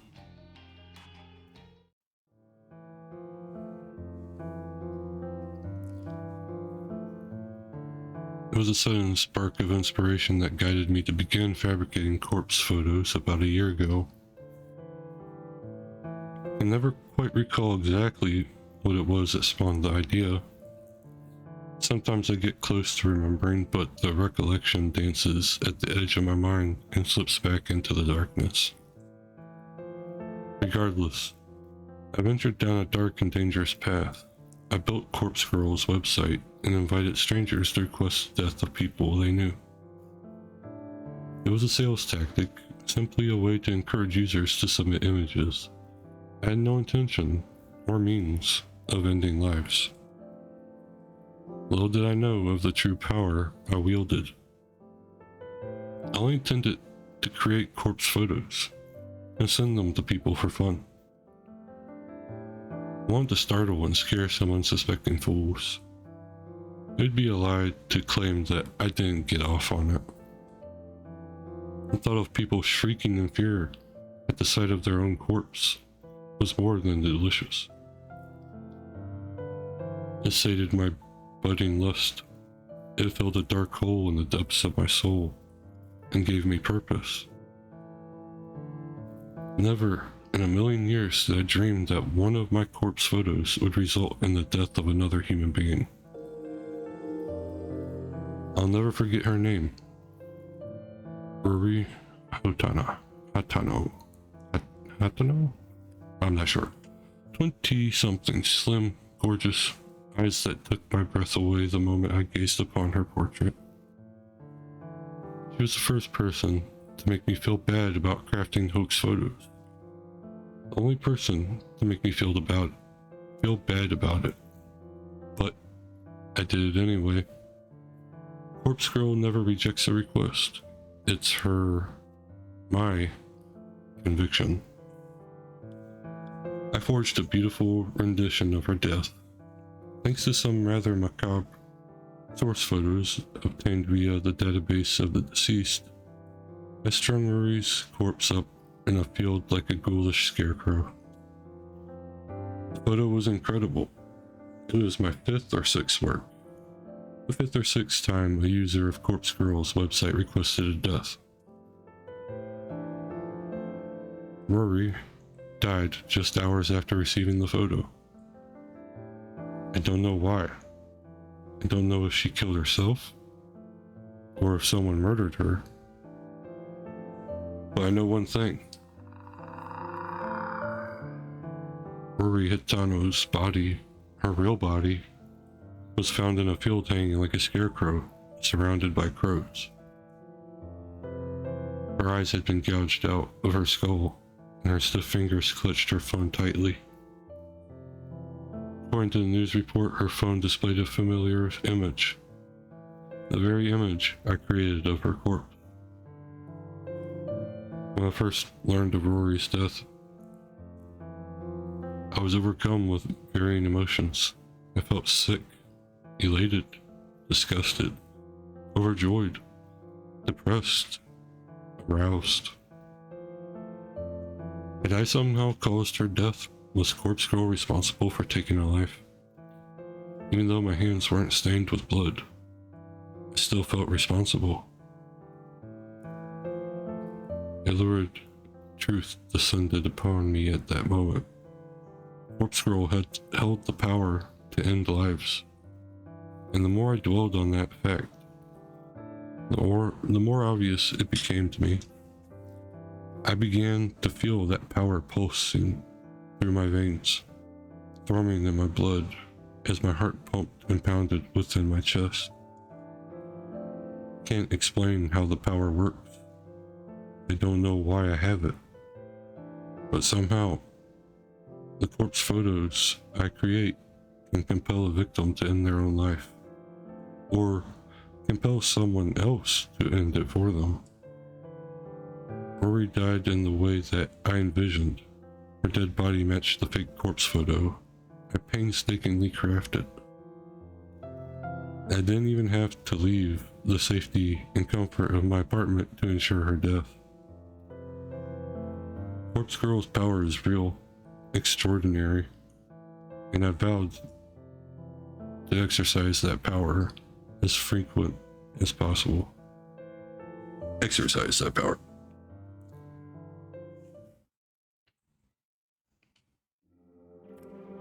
Rory Hatano died last year. Since then, I've been chasing that rush, that thrill that comes with snuffing out a soul.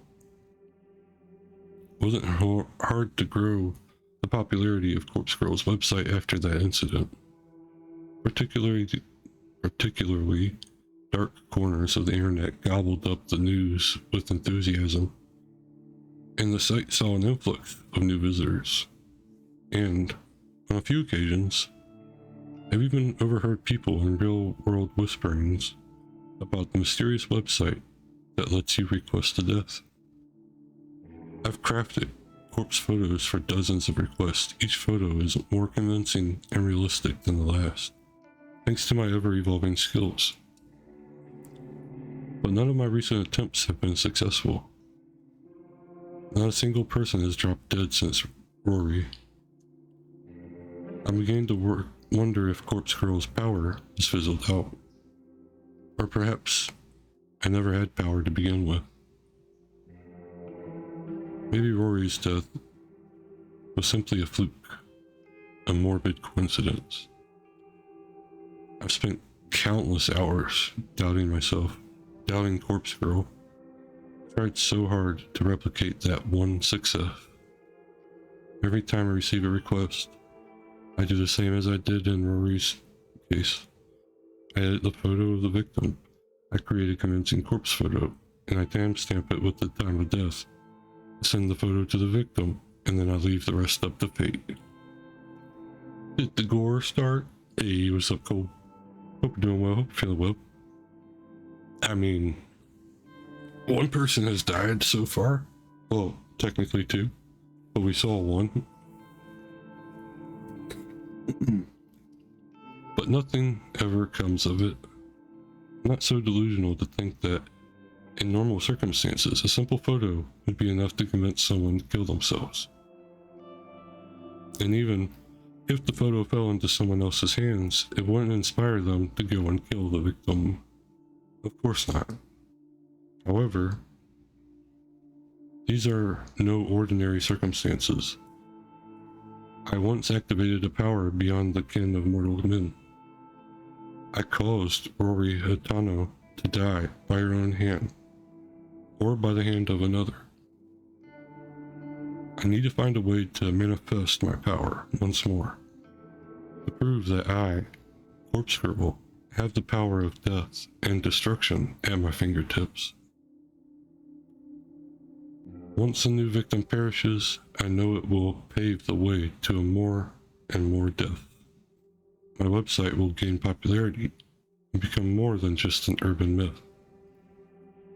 People will live their lives in fear, forever wondering if Corpse Girl is lurking behind the next text message they receive. Yes, I can see the future I crave so clearly in my mind. I'm close to achieving my goal. I know I am. And when my dream comes true, I can finally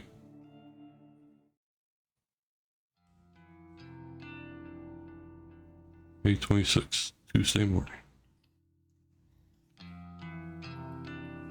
Incessant chirping of birds gently kindles the embers of my consciousness.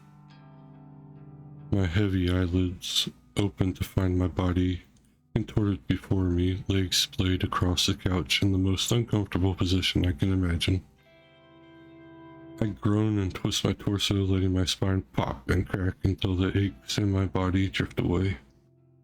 I need to stop falling asleep on the couch. I'm still young, but I can't handle a night away from my comfortable bed.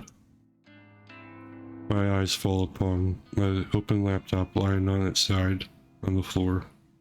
The screen is blank, the battery drained.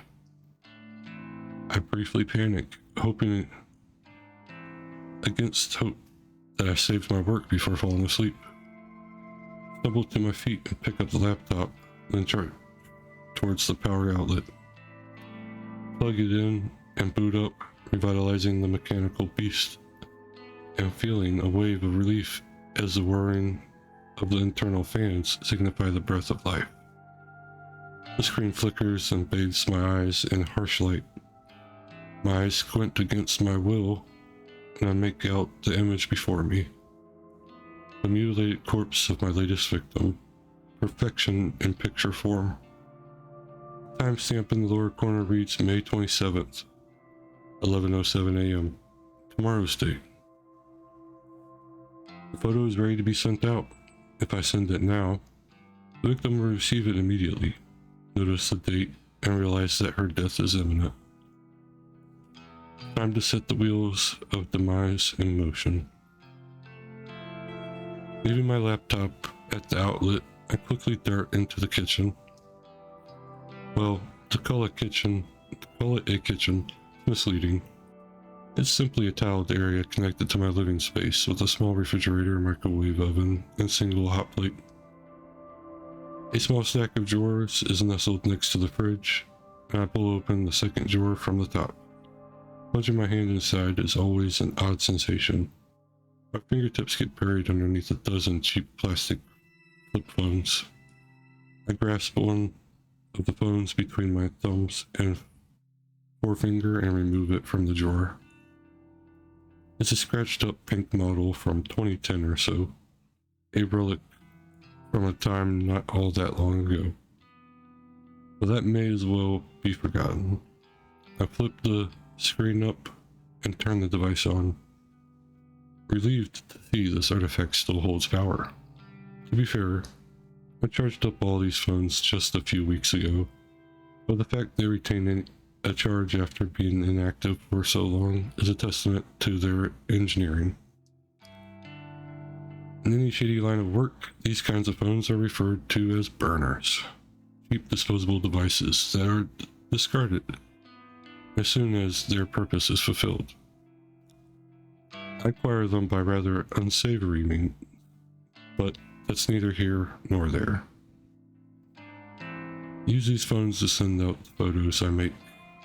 By doing this, I avoid using my personal phone and thus prevent anything from being traced back to me. When a photo has been sent, I keep the burner phone for 24 hours, just in case the victim sends a reply. I know it'd be a good laugh out of it. I'd get a good laugh out of that. Of course, I don't keep the phone on my person. It's stored in an old shed out the back of my apartment building. When 24 hours have passed, I remove the phone's SIM card, snap it in half, and discard it with the combustible trash. The phone itself gets smashed and thrashed in the dumpster outside a convenience store. I also delete the photos off my hard drive and clear my internet history. Obviously, I don't even use my own internet connection at home. I leech off of my gullible neighbor's Wi-Fi. He's under the impression I can't afford my own internet connection. Whether or not I convinced him of such is irrelevant, so he's happy to share his connection with me. Should the police ever try to track my actions, they'll only be led straight to my neighbor.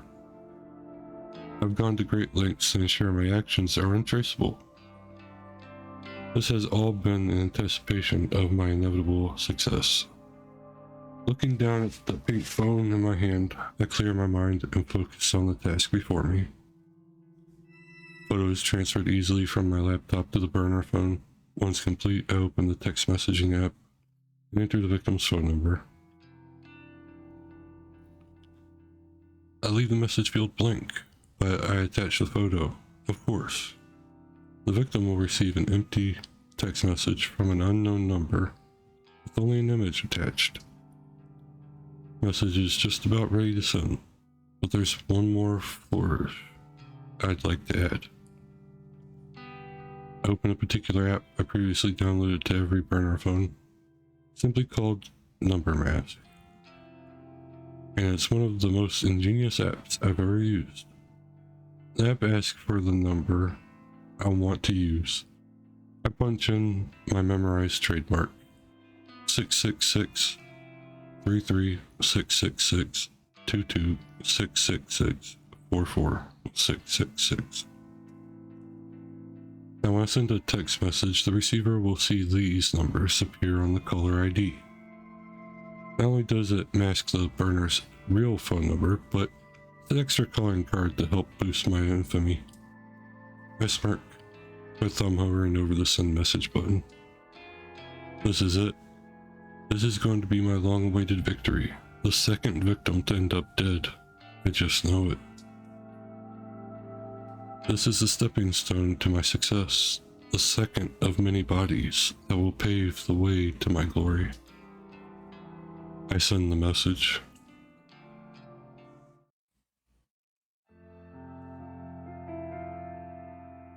I arrive at work on time just as usual. My handbag is heavy with the weight of several cans of coffee, hopefully enough to help me power through the day after having had such a late night. Can't help but yawn loudly as I wait for the elevator in the lobby. Just before the elevator door opens, my phone starts to ring. Step aside and answer the call. Hey. Hi, Noriko. Good morning. Did I call at a bad time? Not at all. I'm just about to go into the office. Oh, should I call back later?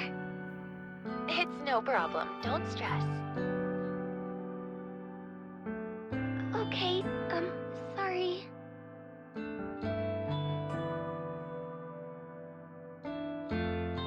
The nervous, apologetic girl on the other end of the call is Aoi Sato, an old school friend from back in the day.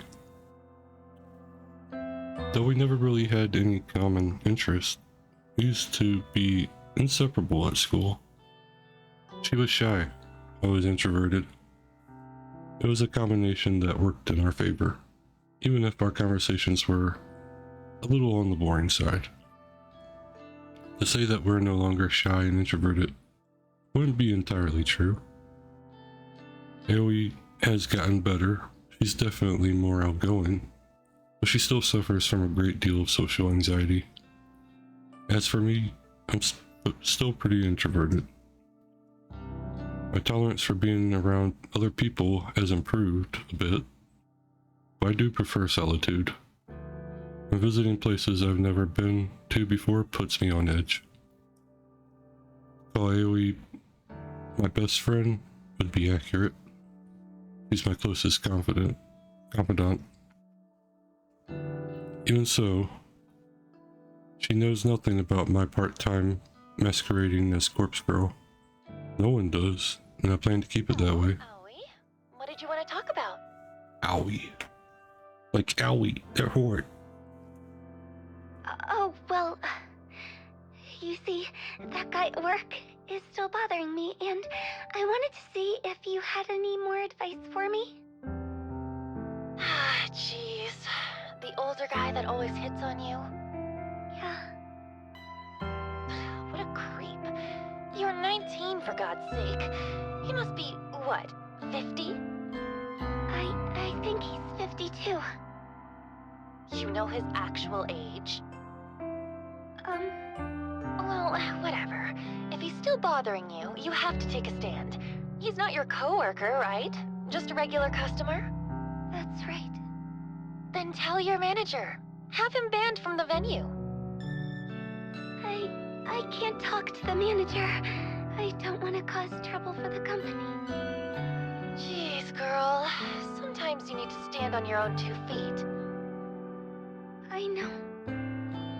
Well, if talking to the manager is out of the question, then you need to be firm with the creep. Tell him you won't stand for being groped anymore. His behavior is simply unacceptable, and if he won't change, you won't serve him anymore. He's scary, Noriko. I don't know if I can confront him like that. He's always drunk. Even before he comes into the place. I try not to serve him too much, but... Are you sure you can't quit that stupid job?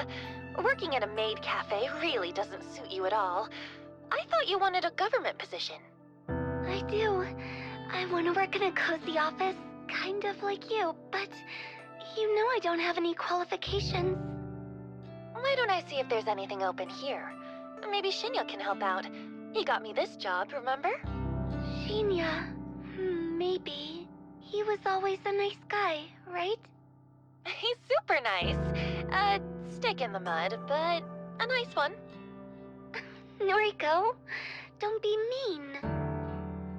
Yeah. You want me to ask? Yes, please. If it's no trouble. It's no trouble. I'll talk to Shinya. Then maybe you can quit that crappy job and come work with me. Oh, that really does sound wonderful. Thank you, Noriko. I'd be so lost without you. Don't be silly. You're amazing, Aoi. Leave this to me. Thank you.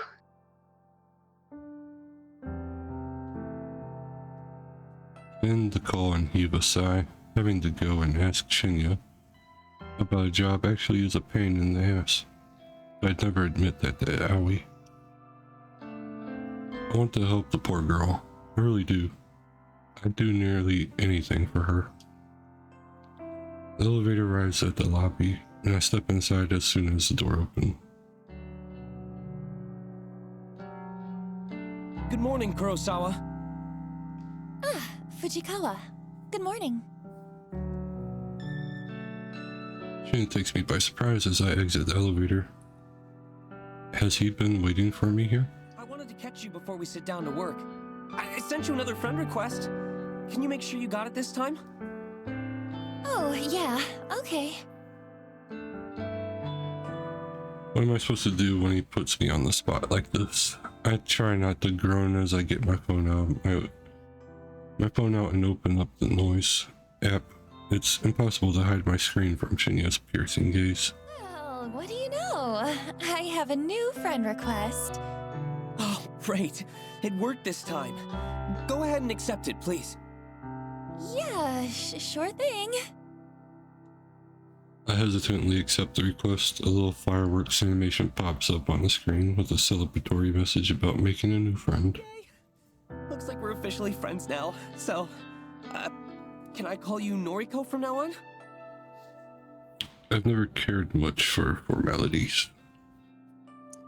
I try to adhere to them in the workplace, but honestly, I don't care if people refer to me by my first or last name, regardless of whether they're friends or not. That's fine. You can call me Noriko. Shinya's eyes light up. That seems to have made the boy happy. Thank you. Oh, you can call me Shinya, of course. Shinya. Hey, we've known each other since junior high, right?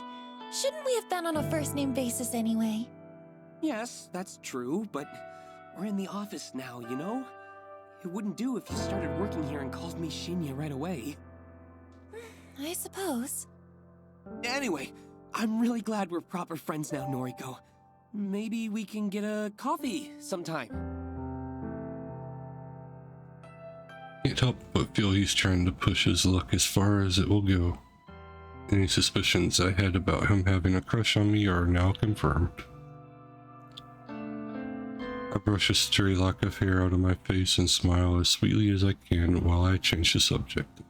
Hey, actually, I wanted to ask you something. Are there any more temp jobs available here right now? Temp jobs, huh? Are you looking to pick up extra hours? No, not exactly. I'm asking for a friend who needs a new job. Friend of Noriko's. Well, let's see. We pretty much always have data entry roles up for grabs. Unless your friend wants something more interesting?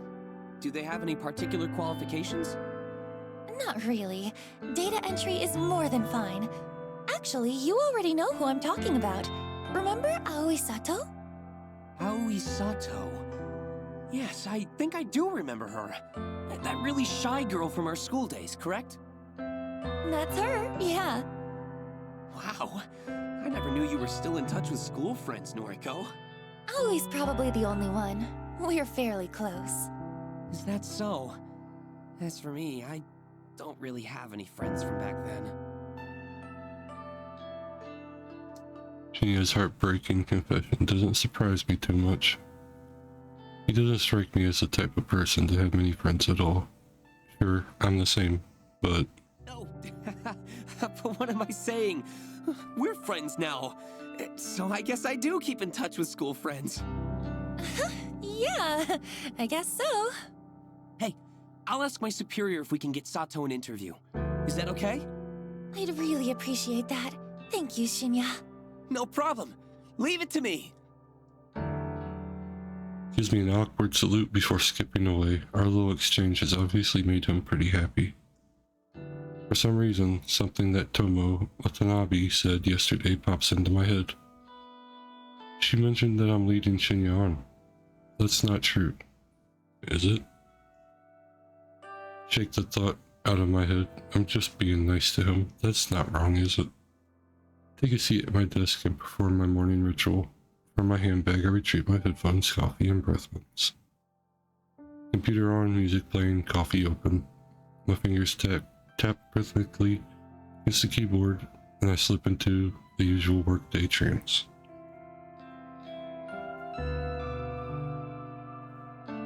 So, I see that you're connected with Shinya on Noise now, huh? My walk to the train station is interrupted by a familiar, grating voice. Sounds like both of you are getting on pretty well.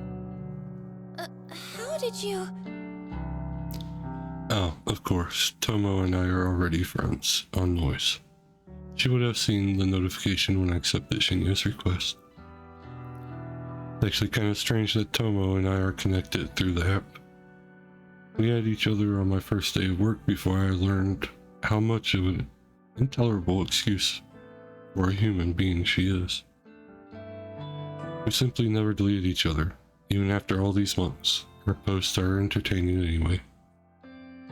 And since I rarely ever post anything myself, she probably forgot we were connected at all. Until today. Now look, don't get me wrong, you hear? I ain't actually interested in Shinya. Nah, I'm real happy for you both, like.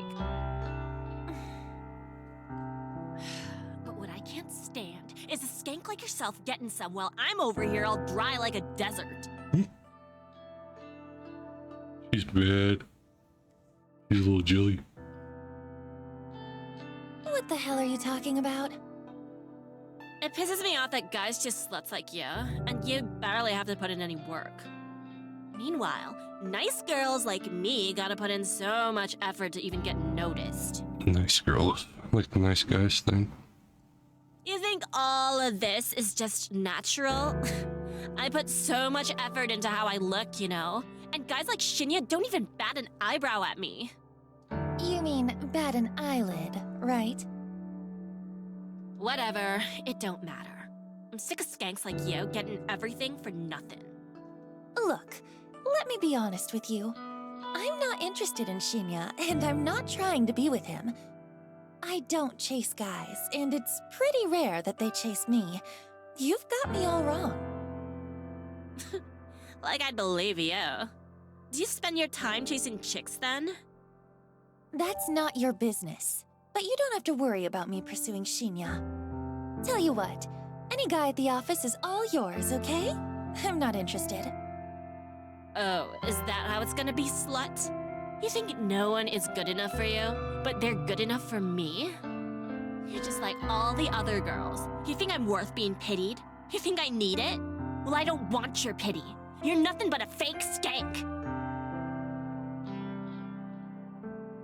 Tomo pushes forward, her bulk forcing me off the sidewalk and into the thicket of trees bordering the path. The burning slap across my face comes out of nowhere. I'm blinded by white stars and my entire face feels like it's on fire. The strike is hard, sharp, and vicious. It happened so suddenly that I'm having difficulty processing it. I stumble, but my legs don't quite give out.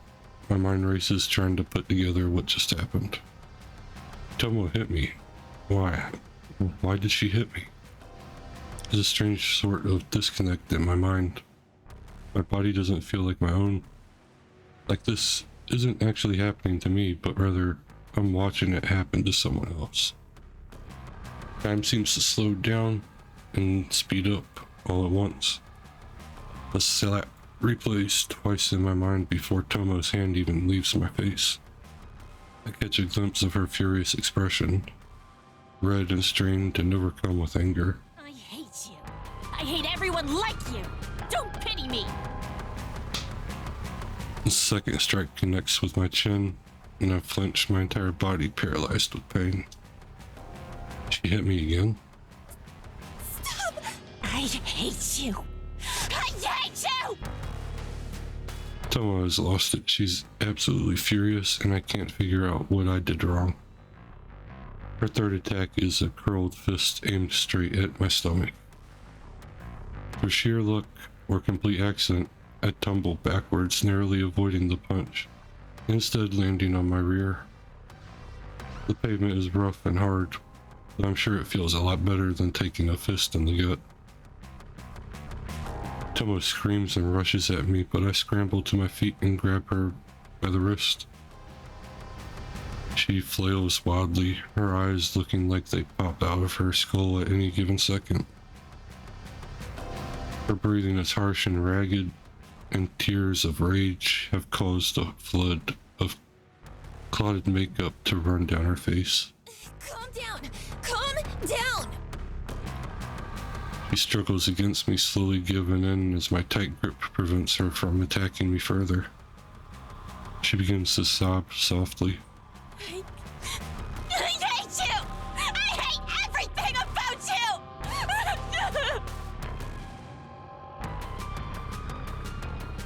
With a great pull, Tomo frees herself from my grip. She steps away, cursing, and then runs past me. I blink into disbelief as she breaks into a sprint, heading in the direction of the train station. I raise a hand to my tender face and touch it gently. The stinging sensation is completely new to me. Never before have I been attacked like that. What the hell was all that about? I can't believe she hit me.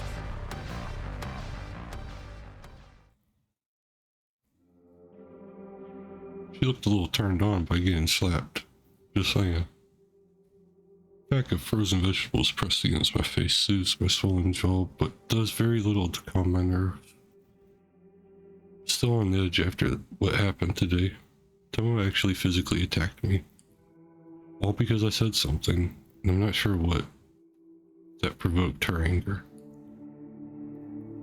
Maybe that girl is more complicated than I gave her credit for. Seems like she has her own inner demons, just like the rest of us. I've replayed the event in my head 100 times since returning home, without confronting Tomo about it. Don't think I'll ever figure out what incited her aggression. I don't plan on talking to her about it anytime soon. I wouldn't say I'm scared of her, but don't exactly want to encourage a repeat performance. Rest the bag of frozen vegetables on the small coffee table next to me. I think I've done all I can to reduce the painful swelling for now. Sighing and leaning back, I let the soft padding of the couch consume my body as I sink deeper. My eyes glaze over as I bring my phone to my face. My finger lazily tapped on the scroll. Tap and scroll as I look through a carefully curated obituary newsfeed. A list of deaths that have been reported throughout the day. Using a set of handy filters, I narrow the feed down to include only women's deaths in the age range of 30 to 50. I set the location to cover all of Japan. I immediately exclude any results that mention natural causes of death. I'm looking for specific cases, suicides, or, as is more often reported, accidents. Of course, I'm looking to find out whether my last victim has offed herself yet. To the search string return no results, and it's pretty easy to look up recent murders. They're few and far between. Between suicides, accidents, and murders, I've covered all the potential ways my victim could die. 9 out of 10 of the search results include a photograph of the deceased, not a photo of their corpse, mind you. This isn't the database of the deceased I'm looking through. Rather, it's usually a nice, flattering picture of the recently departed, submitted by their kin to go along with their obituary. use the photo submitted with the obituaries to compare and match with the images of my victims. This is the only reliable way I have discovered whether or not my victims have perished. If I knew a victim's name, I could easily look up their current fate, but my website doesn't ask for that information. Call it respect for the victim's privacy, but there's a lot more to it than that. That's a topic to dwell on another day. Tonight's search turns up no solid leads. I'm disappointed, but this result isn't entirely unexpected. After all, I set the date on my latest victim's photograph to tomorrow. There's still time for her to freak out and end it all.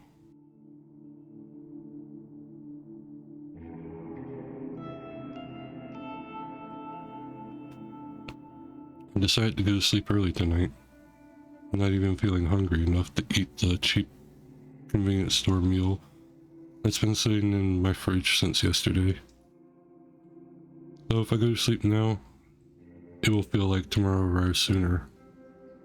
Tomorrow. I have to see Tomo at work. There's no way I can avoid her since her desk is close to mine. And the idea doesn't sit well with me. On the other hand, my victim might conquer herself, which would definitely make me feel better. It could very well be my next success, and the suspense is just about enough to kill me. Tomorrow.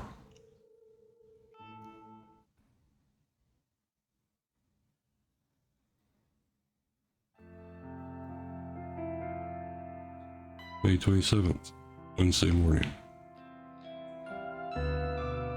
My typing is hesitant and distracted this morning. My fingers falter, misstep, and tap backspace repetitively. This is no good. I can't focus on work while I'm staring at the top of Tomo's head, popping up from behind a monitor a few desks away. Even my work playlist isn't inspiring me to pulverize the keyboard today. Normally, a blast of pure volume and a shot of caffeine is enough to carry me on the greatest heights of productivity. I press a finger to my pursed lips, trying hard to regain my focus. I absentmindedly noticed that I missed the edge of my top lip when applying lipstick this morning. Damn. Really out of sorts today. At least I managed to apply some extra blush to cover up the faint bruising on my face. Might have overdone it a little, but it's better than looking like I just stepped out of a boxing ring. Morning, Noriko. Boy, have I got some neat news for you. I'm so absorbed in my own thoughts that I barely registered Shinya standing in front of my desk. Noriko? Excuse me? Noriko? Huh? My eyes fixated on Shinya's goofy smile. I quickly removed my headphones. Fujikawa, Shinya. Sorry. Hi. Are you okay? Yeah, I'm fine. Tired is all. Oh, I hear you. I was up late last night. Boy, I must have been up past 10. Just could not put down this new crime thriller I've been reading. Oh, yeah, right. I was up late reading too. Your horror novels, right? Don't they leave you feeling a little scared before you go to sleep? No, not really. It's all fiction, so it's pretty easy to distinguish from reality. Is that so? Wow, that's not like my book at all. The crimes in this story are all based on real cases. My jaw hits the floor every time I turn the page. Uh-huh, yeah. Anyway, let me tell you this. Your friend Sato can take a data entry opening starting from Monday. She doesn't even need to interview. That's how much the boss trusts me. I'm genuinely impressed with Shinya's ability to score Aoi a job. Say what you want about the guy, but the bigwigs obviously have faith in him. Wow, Shinya! I don't know what to say. Thank you. Thank you so much. Don't thank me yet. Sato is going to be worked to the bone. I hope she's prepared for it. Trust me, anything will be better than her current job. Really, thank you, Shinya. You came through for us here. Well, I'm just happy to help. Hey, Noriko, can I ask you something? Uh-oh. Sure, shoot. Shoot! Oh, right. An expression. Sorry, I just remembered this case in the novel I'm reading, where a police officer shoots at a perp only to... Hey, you, wanted to ask me something? Right. Are you friends with Watanabe? I blink a couple of times. Tomoe? You're on a first-name basis with her. Then you must be great friends. I mean, I wouldn't say... Listen, would you mind putting in a good word for me with her? Oh, he actually does like her. I'm kind of interested in taking her out sometime. But I could never ask her myself. I'm stunned, gobsmacked, speechless. Shinya likes Tomoe? I thought he likes me. Is my intuition wrong? Wonder if the clues have been in front of me this whole time. What else have I been seeing? Haven't I been seeing? Noriko? What do you say? Shinya, look. Honestly, I'm not really friends with Tomoe. I don't think I can help you. Oh. A little bit of a bitch move. Oh, I see. That's a shame. I thought maybe you were close. Darn. I guess there's not much to be done, is there? Even after I helped you and Sato out and all. Is he seriously trying to guilt me? I have to hand it to him.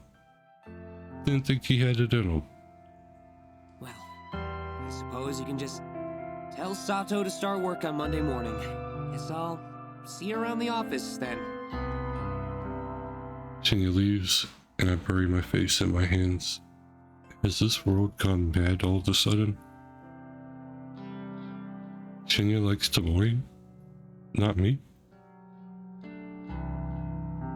It's not that I'm disappointed. Hell, I don't have feelings for the guy, but for him to be interested in someone vapid like her just blows my mind. That insult to literal injury. Tomoe assaulted me yesterday. She has a vicious, violent side to her that Shinya doesn't know about. He could be in real danger if he pursues her. I'm completely unable to process what I should do. Shinya scored Aoi a job, and I'm truly thankful. Do I feel like I owe him one? Should I ask Tomoe out for him, or warn him about her? I need to clear my head and decide to step away from my desk and visit the restroom.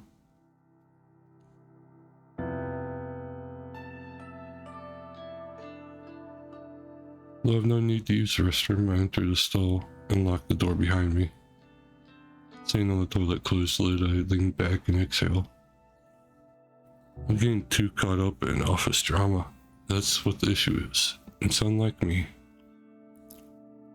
I'm supposed to be stoic, unflinching. It's my ideology, my entire identity. My emotions are better locked away than stitched on my sleeve. I'm Corpse Girl, for crying out loud. My purpose is bigger than all of this.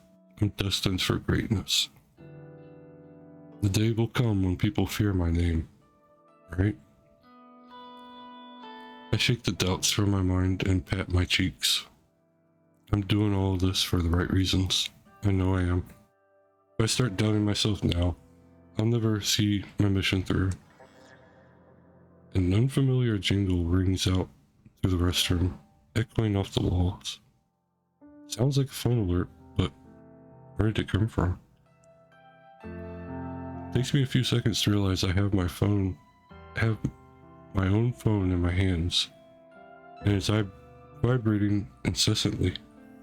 I must have grabbed it subconsciously from my desk when I stood up. The screen is lit up, and the message reads, One new article matches your custom filter. Dead body, lol. Wait, what? The auto news feed I set up last night, it actually located something? I hurriedly unlocked my screen and opened a certain app. The same app I was trawling through last night looking for obituaries. A little unread mail icon sits on the top of the screen, blinking and practically shouting for my attention. I hit the icon and read the information presented to me. Article posted online today, 11:22 a.m. Keywords found: Miss accident, numerical data range 30 to 50. Image data found, yes. Wednesday, May 27th. Miss Akane, 36, of Chiba Prefecture, was pronounced dead this morning at her personal residence at 8:38 a.m. The chief coroner reports that Miss Tsurumaki was involved in an accident resulting in self-asphyxiation. She is survived by her husband, Mr. Goro, 42, and their daughter, Miss Fu, 1. A funeral service will be held on Friday, May 29th. View image attachment. I hurriedly tap the button and gasp at the image load. It's her. The photo, it's unmistakably the same woman. Plain features, little makeup, no signs of personality. Akane Tsurumaki, the latest victim to receive a photo of her own corpse. My breathing stops all of a sudden. I'm gasping for air. My cheeks on fire, my fingers numb. I did it. My meticulously crafted photo caused this woman to end her own life. An accident resulting in self-asphyxiation. Meaning she died by suicide, strangled herself, or held her head down in the bath. The news never reports anything as a suicide. It's such a taboo topic in this culture. Everything is always an accident. All this time I've been trying to compel somebody to kill themselves. My corpse photos constantly becoming more and more elaborate, more and more convincing and realistic. And now somebody has died again. Because of me. Because of Corpse Girl. I was right all along. I do possess power. I have the power to end lives through my work, my art. I've known it all this time, and I've finally proven it. Ryotano's death planted the seed of belief in my mind, the belief that Corpse Girl is more than a mortal being. And now, Akane Tsurumaki's demise has caused those seeds to bloom and blossom into pure certainty.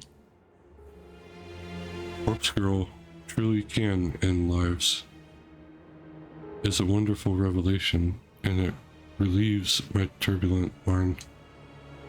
However, I can't get my fingers to scroll back up to read the obituary. My hands aren't functioning.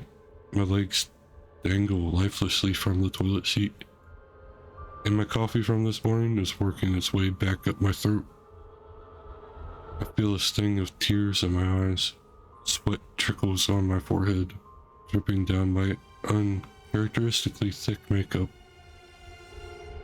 All of a sudden I can't breathe. My lungs refuse to take in any more oxygen. I panic and fall forward, miraculously slamming my hand into the stall door to prevent my head from colliding with the floor. My nails scrape against the door, enamel paint peeling chunks of green from the surface as I slide down, down, and down until my head rests uncomfortably on the damp tiles.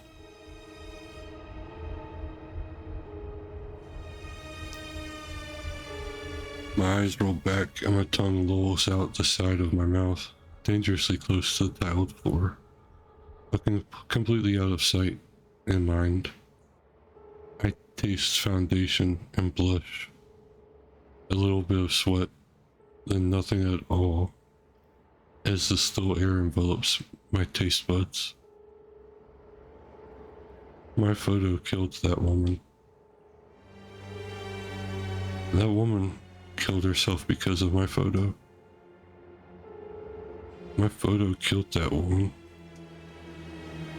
That woman killed herself because of my photo. My woman killed that photo of herself because of that photo of the woman who killed herself in the photo. My eyes begin to regain their focus and my stomach turns, heaves, and shakes. The warm coffee spills from my lips as I try to smile, but only manage to gurgle. The gritty paint underneath my fingernails has a rough texture that I don't like very much. I feel queasy and ecstatic at the same time. It's a horribly wonderful feeling that I could do without. So much for stoic, unflinching Noriko. Remember stoic, unflinching Noriko? This is her writhing on the bathroom floor, her lungs working once more, and her breath ragged and gasping, sucking in air like a mosquito sucking in blood. This is Noriko. Noriko with her grandiose fantasies of death and killing people without having to kill them at all. Without having to leave her apartment because the outside world is scary. There are people out there probably trying to kill her. This is Noriko. Me. The real me. Acting tough and fearless when I'm crying on the inside. Always sad. Always miserable. Always lying on the bathroom floor with my fist clenched and my phone resting in a puddle of my life. Slowly spiraling out of control. This is me. I did this. I killed that woman. She had a husband and a daughter. And some random person requested that I kill her, so I did. She probably didn't do anything wrong. She looked boring. She must have just rubbed someone the wrong way. Maybe she didn't even know what she did. Just like how I rubbed Tomoe the wrong way. I don't know what I did, but Tomoe slapped me twice. Hard. And it hurt. And it must have hurt that woman, too, when she strangled herself and killed herself. I killed her. I directly killed her with my indirect actions. She's dead now and I'm alive. I'm still here, lying on the bathroom floor on the 14th story of Shinjuku's Imujin office building. And I have paint underneath my fingernails, and Aoi is going to start work here on Monday. But I did it. I killed her. Finally. After countless months of pretense, of false starts, of failures, and disappointments, I killed somebody again. Corpse Girl strikes for the second time. And above all else, above this grime and muck on the floor, and the tingling feeling underneath my fingernails, above all of that, this feels good. This feels so good. Blood has returned to my legs. The pins and needles have faded. My toes quiver beneath my stockings and shoes. An electrical charge pulses down my thighs and dissipates through my feet. I manage to plant my two hands firmly on the tiles and push myself up onto my wobbly knees. I suck in air and breathe all of it back out almost at once. I feel dizzy, and a bizarre warmth is welling up inside my stomach and chest.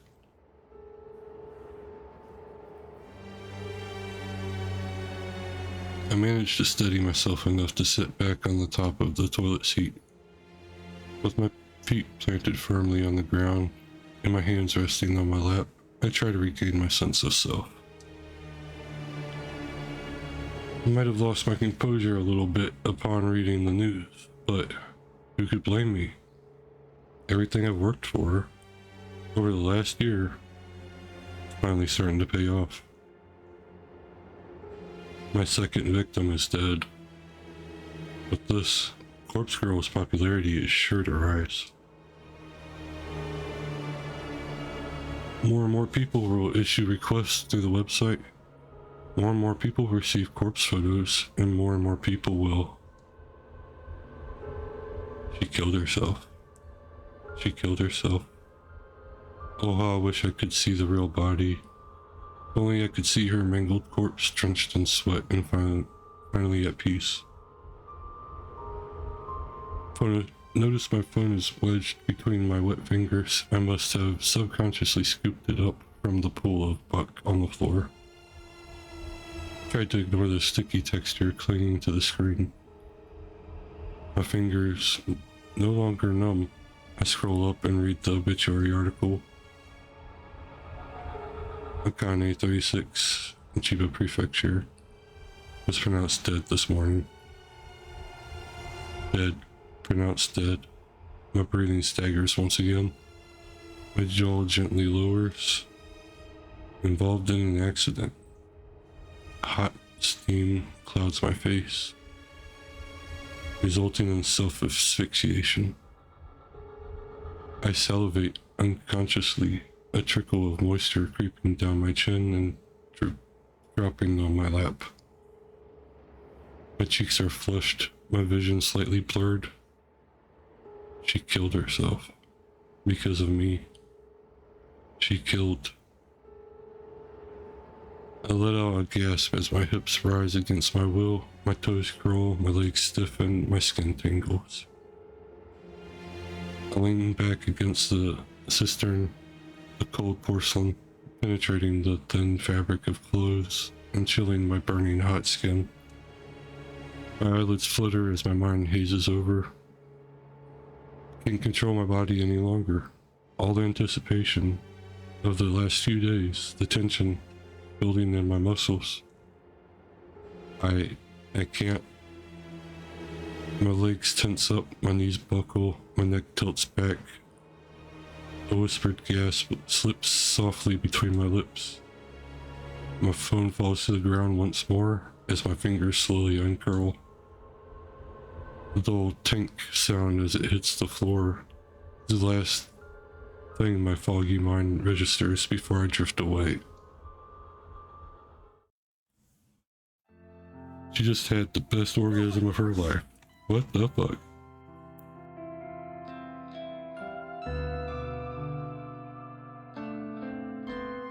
Moi's brazen drawl snaps me out of my dead-eyed stare. Looks like you've been sleeping in the sewer. It suits you. I don't know what she's talking about. Can't really focus on what she's saying. Realize I've been staring at my computer screen for about 20 minutes, rarely blinking. My mouth is dry, as though I've stopped producing saliva altogether. A dull throb in my lap causes me to cross my legs over leg over the other in an attempt to get comfortable. You know, I'm talking here. It's rude to ignore your superior.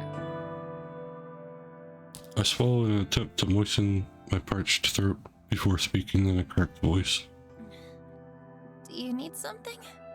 Thought you should know that Shinya and I are gonna hit the town on Friday night. Turns out he's fancied me for a while now. In the end, seems like the better gal won, don't you think? Seems that way. Is that all?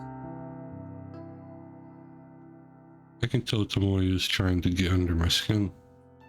I'm honestly not in the mood to deal with it right now. I thought you'd be more torn up about it. I don't care in the slightest. Why don't you go sit back at your desk? Whatever. Hey, maybe I'll meet you after work again. Why? So you can attack me again? I realized my voice was louder than intended. A few people nearby tilted their heads quizzically. Tomoe takes a cautious step back. Keep your voice down, psycho. Stuff like that's between me and you. You assaulted me. I should report you to the police. Don't you dare! Lost for words, Tomoe turns tail and walks away. I sigh and lean back in my office chair. Why do I feel so exhausted? My mind flickers, piecing together fragments of memory from the bathroom a short while ago. That's right, I let myself get carried away in the exhilaration of my success. I temporarily stepped away from my own body and let my basest instincts take over. But I'm in control now. I'm myself again. I'm Noriko, stoic and unflinching. I'm Corpse Girl, successful and feared. I can kill people as easily as I can manipulate a photo. People like Tomoe should be scared of me. People like Tomoe shouldn't mess with me. I'm in control now.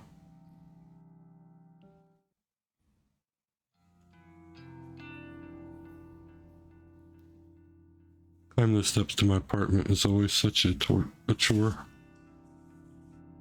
I wish I'd move into a building with an elevator, but I simply couldn't afford to when I first moved out on my own last year. These old apartment buildings creak and groan when you ascend the stairs. On top of that, you can hear the bustling of other people within their tiny homes as you progress up each floor. There's always a slight whiff of mold or mildew whenever I ascend the stairs. I want to chalk it up to the fact that the building is old, but it is possible. Some of the residents here don't keep their apartments very clean. At the very least, this neighborhood is decent. I feel safe in my home, even if it's small and cramped. My neighbors are respectful, from what I can tell. Not that I really know them at all. In fact, the only neighbors I have regular contact with are the very same ones I leech Wi-Fi from. Some middle-aged divorced guy named Kenji, who lives on the floor below me, and his daughter, Momo. Kenji's a decent enough guy. He works overnight, which unfortunately means Momo is left home alone a lot in the evenings. Momo is a sweet girl, perhaps 6 or 7 years old. Occasionally, I hear her singing, drift up into my apartment, but it doesn't bother me too much. He's just a kid. It's the very same Kenji and Momo that I bumped into when I'm climbing the stairs this evening. Oh, good evening. Hello. We're just on our way to get some dinner. Isn't that right, Momo? Yes. That sounds nice. I hope you have a good meal. Thank you. Say, are you feeling okay? You look like you've been in some trouble. There's dirt or something all over that side of your face. I tilt my head and reach a hand to my cheek. Sure enough, dry muck has blended into my makeup and caked over my face. It seems like my eyeliner has smeared as well. Is this from when I fell in the bathroom? Damn it, have I looked like this all day? Oh, right. Try to make up some lie so Kenji doesn't worry about me. I actually fell asleep on the train home, and I guess the seats were kinda dirty. Is that so? You should wash your face and do your makeup again. I can help if you like. Can't help but smile slightly at Momo's generous offer. Thank you, Momo. I'll be sure to wash up and make myself look nice again. You should go have dinner with your dad. Girl nods resolutely. Well, I hope you're okay at any rate. Have you been working hard at the bank? Oh, actually, I just work at the head office for the bank, so Oh, that's right. Sorry. Data something, right? Yeah, data entry. It's a bit dull, but I'm happy enough. That's good. That's very good. I know it's hard for kids like you to get good work in this economy. When you find a job like that, you really have to hold on to it. When I was your age, I could only find cleaning work. I must have had a dozen different janitorial jobs before I met Momo's mother. I blink a couple of times. It's not like I talk to this guy often. Really, we hardly know each other. Still, I've never heard him actually mention Momo's mother before. Most of the things I know about him I've just pieced together from context. Mom? Of course, things are different now. I have Momo, and her mother isn't around anymore. Cleaning work doesn't cut it these days. I was really lucky to get into security. It means I can work overnight when Momo sleeps, and I can still take her to school every day. Security. Of course, now I remember. He did mention when we first met that he does what he does for a living. Memory serves, he works for a private security company. I assume he guards corporate offices or parking lots, something like that. Anyway, what was I saying? Oh, Thank you. I'm happy at Temujin, so I plan. I accidentally clicked. very good. Oh, Momo was telling me earlier what she wants to do when she grows up. Weren't you, Momo? Dad? Come on now. Tell Nariko what you want to be. A scientist. Wow, a scientist. That's a great job. I'll be rooting for you, Momo. Girl blushes and hides behind her dad. She's inherited her mother's book smarts, I'm certain. She definitely didn't get her brain from me. Anyway, we're gonna get going. Enjoy your evening, Nariko. Thank you, you too. Bye-bye, Momo. Bye-bye. Two of them bow their heads and follow the rest of the stairs down. I continue up the next flight of stairs, reach the landing, then turn the corner to enter my own apartment.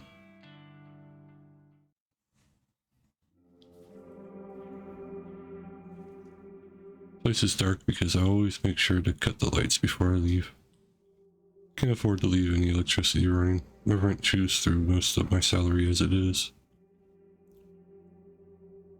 I flick on the lights and feel relief as the living room illuminates. My faithful couch and TV emerge from the shadows, and I immediately feel at home. After throwing my keys and bag onto the coffee table, I slump down on the couch. What a day. I have an overwhelming urge to pull out my laptop and check my website for a new request. But my body needs come first, okay? I'm desperate for a hot shower. I'll need to cleanse my face, scrape the paint out from underneath my nails, and I'll definitely have to slip into a fresh set of underwear. Whatever happened in the bathroom today took its toll on my body and my clothes. Well, the night is young. I can relax later. For now, it's time to start scrubbing.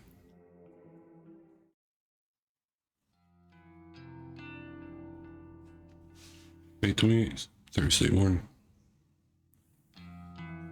Convenience store is a little more crowded than usual. Mundane chatter of business people, students, and workers buzzes in the air like a swarm of relentless flies. Throughout the drone of mingled conversations, I happen to catch a few interesting words here and there. Have you seen that one website? What do you mean by request a death? My lips curl into a half smile, half snarl. Since he always cheats, I thought I might upload his photo. And you think Corpse Girl really exists? To hear so many people talking about Corpse Girl's website isn't enough to make my nerves tingle. However, no, they're not talking about it because of Akane's death. As far as I can tell, her death wasn't reported to the news as a suspicious case.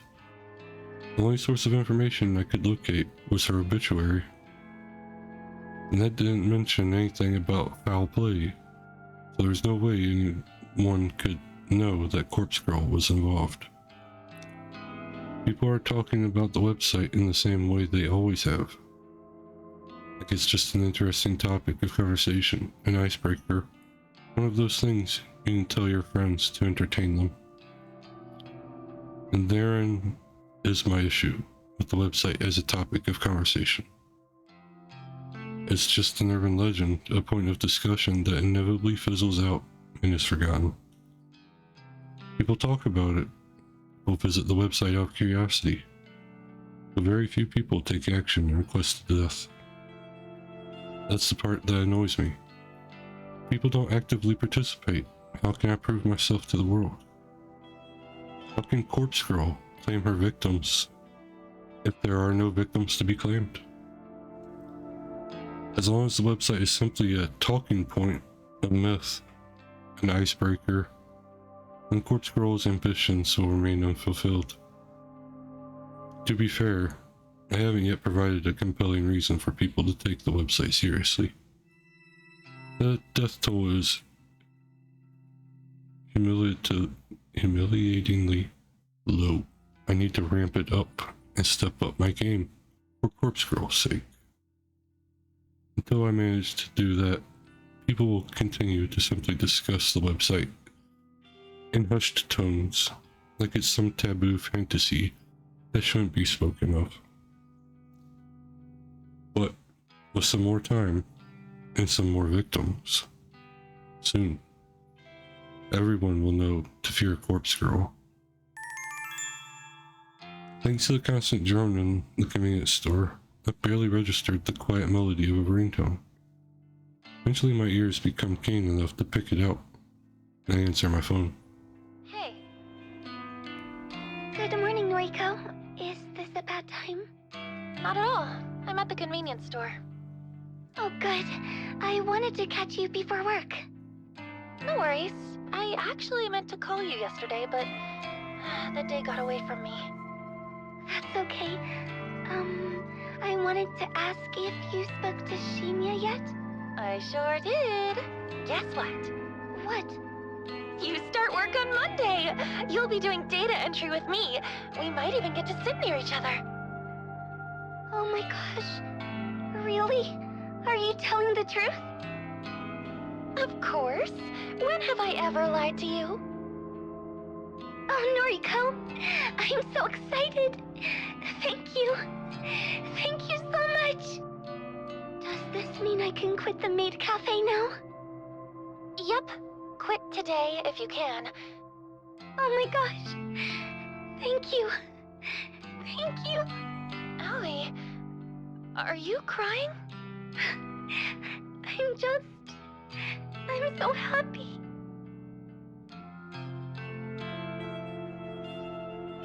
Making Allie so overwhelmingly happy feels really good. I care so much for this girl. Her happiness is vital to me. I owe you so much. And Shinya too. I know. I'll buy him a gift to give him on my first day. Do you think he'll like that?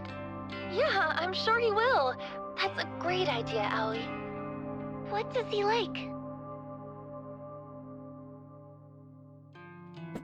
I managed to spill the answer to that without having to think twice. Crime novels. Oh, really? Oh, his dad is a detective, right? Okay, I can get something like that. Right now, I'm going to march into the cafe and quit. You tell him. Good luck, kid. Okay. Bye, Noriko. The call ends and I smile. Allie sounded so happy. I'm really glad that I could help her out. She deserves to be happy.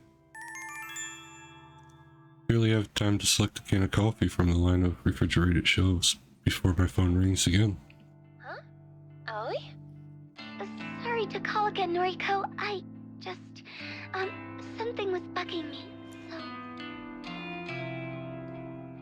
What's up? Did I, this is going to sound stupid. Did I thank you for getting me the job? Oh, yeah, you did. A few times, I think. Okay, phew. I just wanted to check. It was bothering me, and I didn't want to come off as ungrateful, so... you know what? Just to make sure. Thank you, Noriko. Okay, I'm going now, really. Bye-bye. Bye, Aoi. The call ends and my brow furrows. That was strange. Maybe not so strange for Aoi, because she really wanted to be polite. Shrug it off and return to selecting my coffee for the day.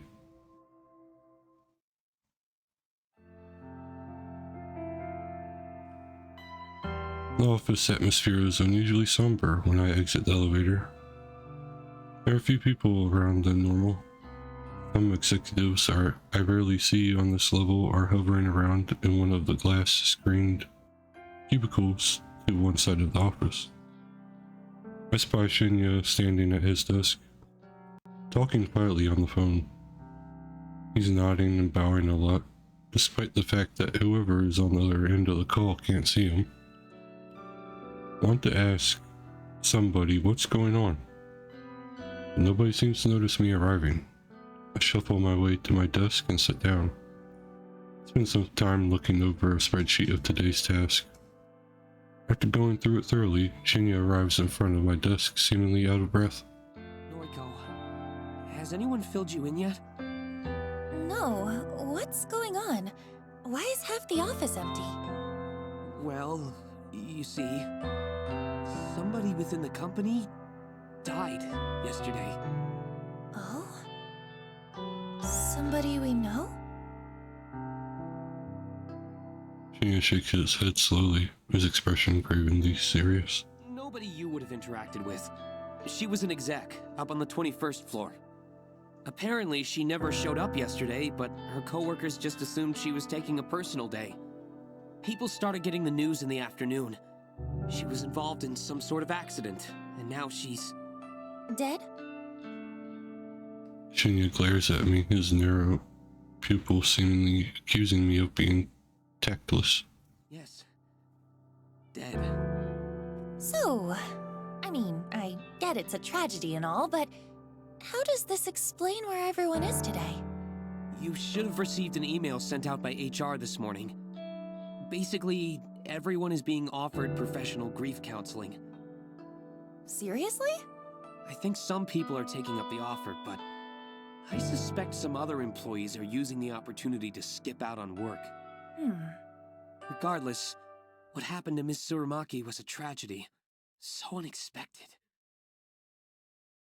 I blink a few times, getting ready to turn back to my computer. Miss Tsurumaki? Wait, what was her name? Huh? Ms. Tsurumaki. It should be in the email. She had a young daughter and everything. It's really sad. Akane Tsurumaki.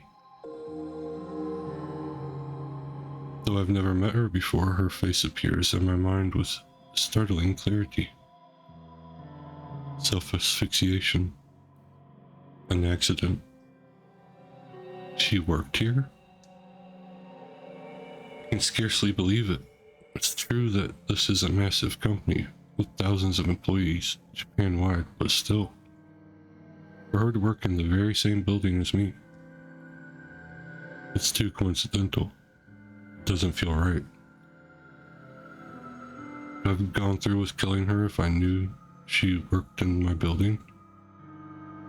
This scenario creates more questions than answers. The person that requests her death, do they also work here? Would that be somebody who knows her well enough to want her dead? Odds are high they work here as well. You okay? I realize that I've been spacing out, and I turn back to Shinya. Yeah, sorry, just thinking is all. Grief affects us all in different ways, I think. The details for the counseling sessions are in the email. Be sure to take up the company's offer if you think it'll help.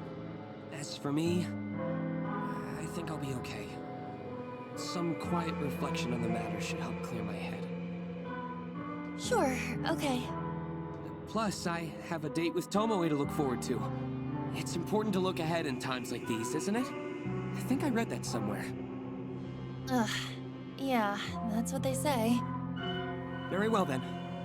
Do your best today, okay? Right. He takes his leave and I let my shoulders slump. I killed someone from my office building, but I didn't know that at the time. Could my involvement be traced? No, I was careful to cover my tracks and deleted the photos from my computer, discarded the burner's phone SIM card, and trashed the phone itself. There's no way anyone will find out I was involved. Besides, I don't even know if authorities are treating the case as a murder. As far as general information goes, it would seem like it truly is being treated as an accident. I'm in the clear. I know I am.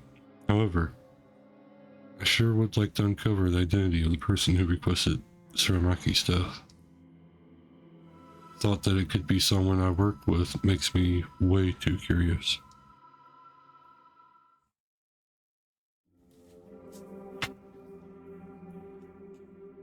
Despite work being eventful this morning, the rest of the day passed quietly. Tomoe kept her distance from me. I wonder if I scared her off when I casually mentioned reporting her to the police. Not that I actually would report her. That would lead to the police getting mixed up in my life, and I can't really have that considering my moonlighting occupation. Especially now that I know I have a connection to Suramaki. Brush my hair in front of the mirror in my bedroom. I remove my makeup and reveal the ever so faint bruise on my cheek. The fading token of my fight with Tomoe. Since the night is rather cold, I decide to snuggle up under the covers in bed with my laptop. Crawl into bed and pull the plush blanket up over myself. The warmth and softness is immediately comforting, and I have to fight the urge not to fall asleep here and now.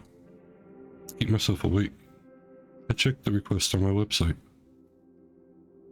Pleasantly surprised to find there are 2 new requests. 2 in one day. My heart begins to race. I quickly open the messages. First message reads, request details. Today, 11:14 a.m. Victim's phone number. Image attached. No image attachment. What? I thought I configured the website to reject requests unless an image is attached. This is really irritating. I got my hopes up for nothing. Takes me to a second to remember that there's another request waiting. My optimism renewed. I hurriedly clicked into the unread message. Today, 5:06 p.m. Victim's phone. Downloading message tab. Yes, this request has been submitted correctly. Image is loading before my eyes. The victim is male, early 20s. He's fit and athletic looking. His clothing is casual, so it's impossible to infer what kind of work he does. And the photo of him is pretty simple. I don't know if he uses it for his noise profile, or if it's an ID photo of some sort. Either way, he looks like a happy person. I'm not so naive to pretend I can't guess the reason this guy is wanted dead. Perhaps an ex has submitted his details after a bad breakup, or a jealous sibling wants him out of the picture. People's motivations are purely selfish. Requesting the death of someone is guaranteed to be motivated by self-interest. So why did somebody want Suramaki dead? She was so plain looking, so uninteresting. She didn't look like she was capable of even thinking about wronging somebody. Does somebody want revenge on her? Or did someone simply find her so dull that the thought of removing her from the planet seemed appealing? I interrupt my own thoughts and return to my task at hand. Dwelling on the past victims won't do me any good. I want to continue my streak of success. This new guy is attractive. It's almost a shame to have to chop him up. Well, we all get what's coming to us. No sense in trying to avoid scaring a pretty face. Scarring a pretty face. Beauty is superficial anyway. I know that as well as anyone. No one deserves to be spared just because they're good looking. Beautiful people should suffer as much as anyone else. Beautiful people do suffer as much as anyone else. Take Aoi, for example. She's gorgeous, absolutely stunning, and definitely my type. But she suffers endlessly at the hands of cruel stalkers and patrons. Everyone suffers, beautiful or not. We all cop the crap. We're dope. So why fuss over a beautiful corpse, the sky, or Aoi, or even Tomoe on a good day? Beautiful people die the same way as the average person. The guy on my computer screen probably doesn't really deserve to die. I'm sure there's some petty reason his death has been requested. But I take all requests seriously. I won't turn a single one down. Corpse Girl's convictions will pave the way to her fame. With a smirk and a lick of my lips, I get to work. I've got a nice, clear photo here, so I can go all out on the request. I hit up the database of the deceased and spend some time selecting a suitable base image. I hesitate between choosing the image of a corpse with a knife in its throat, or a body soaking in a bloody bathtub with its wrist slit. Either image would do just fine. I really want something special for the latest victim. After all, I have to top my last success, right? Another 5 or 10 minutes pass until I gasp at coming across the perfect photo. Thanks to my clever use of tags and filters on the DD, this image matches my victim's description perfectly. 20 to 30 years old, athletic build, male. Corpse's legs are severed below the knees. Bloody stumps leak their vital fluids from on high. The body is hanging from a set of power lines on some suburban street. It's perfect. Beautiful even. It will help me create a beautiful death for a beautiful person. I kind of have to question the story behind this photo. I wonder if the police ever investigated and discovered what happened to this sucker. Well, regardless, this will serve my purpose. I download the highest resolution copy available and save it to my hard drive. My fingers trace along the computer's trackpad with practiced movements, clicking, tapping, dragging at random intervals. The night carries on.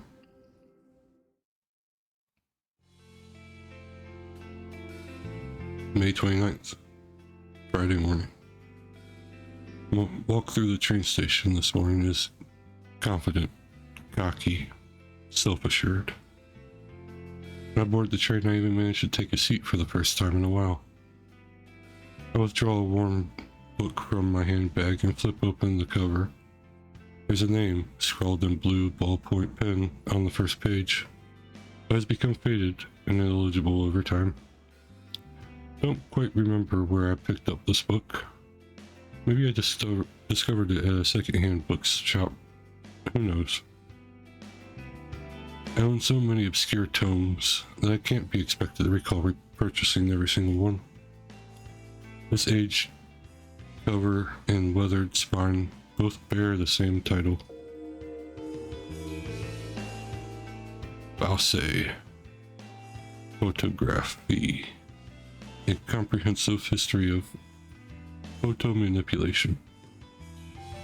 The book is written in English, and it's a slog to work through with my limited knowledge of that language. But I like to skim through it primarily for the photographs contained within. Examples of early image doctoring from centuries ago fascinates me. The book even features techniques and studies as recent as 1993, when it was first published. It's true that a lot of the techniques discussed when then are no longer relevant in today's digital age, However, there's a arty section dedicated to the art of manipulating corpse photos. Something I am indeed very, very interested in.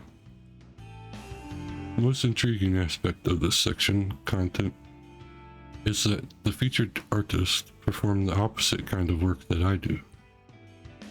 Instead of manipulating images of living to make them appear dead, the artist in the book edit images of the dead in order to make them look alive once more. In bygone eras, when photographs of people were taken, few and far between, a sect of artists dedicated themselves to honoring the memories of the deceased. They did this by making the photos taken upon death look beautiful and full of life. These photos were gifted to family members and loved ones. The tradition makes sense. Imagine if you lost someone dear to you and you had no photographs of them.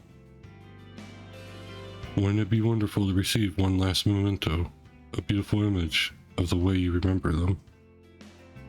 Instead of using makeup to beautify a corpse, these artists applied paintbrushes and pen directly to the photograph to seemingly bring the deceased back to life.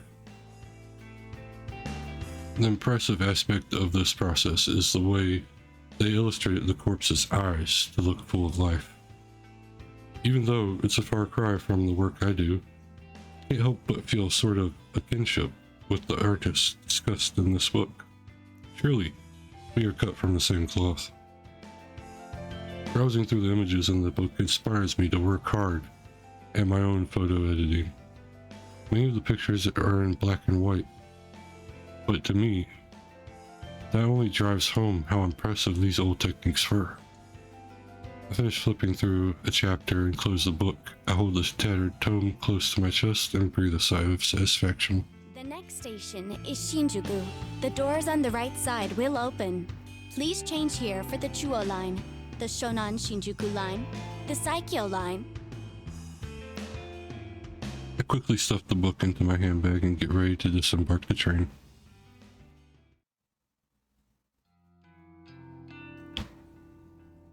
When I'm certain nobody's looking, I carefully open the lid of a large dumpster in front of me. The stench of rotten food, who knows what else, assaults my senses, and I reflexively gag and splutter. The staff at the convenience store really need to seal their trash in plastic bags before tossing it in here. This is disgusting. I have to stop doing this. The raised open lid locks into place at a 45-degree angle, allowing my now free hand to retrieve a small black object from the handbag. The flip phone, cheap plastic thing with a shiny charcoal finish. I open it up and tap on the retro tactile keys, confirming that I've completely deleted all sent messages and photos. Nodding to myself, satisfied that I've covered up my tracks, I eject the battery from the back of the casing and toss it in the dumpster. I then snap the phone in half along the hinge, separating the screen from the keypad. The screen crunches into pieces with a gratifying underneath my shoes. I retrieve the smashed parts from the asphalt, careful not to prick my fingers on the sharp glass. With hardly a glance, I unceremoniously launch the broken parts of the phone into the dumpster. I clap my hands together to dust them off, then shut the dumpster lid and hurry away. I sidle between the brick wall of the convenience store and the narrow metal railing intended to keep people like me away from the dumpsters. Now in front of the convenience store, I finally feel I can breathe deeply without fear of inhaling the toxic contents of the dumpster. I let my lungs take their fill before nonchalantly crossing the street. That takes care of my latest burner phone. Before leaving the office building, I cracked the SIM card in half and disposed of it in the combustible trash. Now with the phone itself destroyed and discarded at a different location, my mind is at ease. It has been slightly less than 24 hours since I messaged my latest victim. That athletic guy. that I may have briefly fantasized about during my restless slumber. My general rule of thumb is to keep a burner phone for exactly 24 hours after sending a photo. However, I made an exception today. I wanted to discard the phone early, clear my anxiety, and get a full night's rest tonight. Besides, it's not like anyone ever replies to the message I send. I'd love it if they did, but it is what it is. So really, there's no point holding on to the evidence of my wrongdoing for longer than necessary. If memory serves, I wrote tomorrow's date on the latest victim's timestamp, May 30th, 10:31 a.m. The victim may decide to kill himself today. Of course, he could end up just like Akane Tsurumaki. But if he's anything like her, he'll hold out until just a few hours before the designated time. He'll let panic and fear boil and build inside him until he just can't take it anymore. Or someone else will come along and end it all for him. I can be sure. Still don't know what happened to Rory Hatano. Did she kill herself? Or did someone else snuff out her life? Either way, I'll start researching obituaries tomorrow. I'm confident that this will be another successful request. If it is, I'll truly be on a winning streak. With butterflies in my stomach, I cross the road.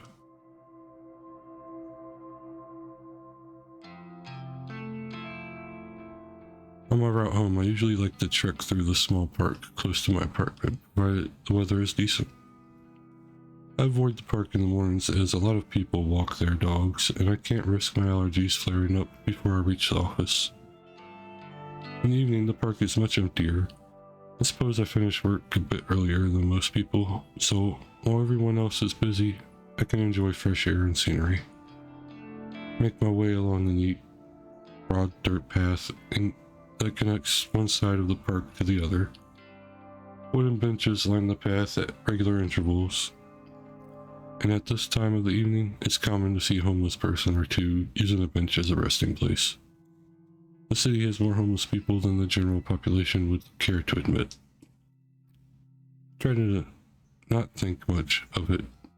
As I walk by it every day, I already know that many people have it worse off than I do.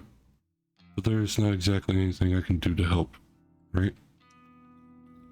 Should I be giving these people money that I can't afford to spare?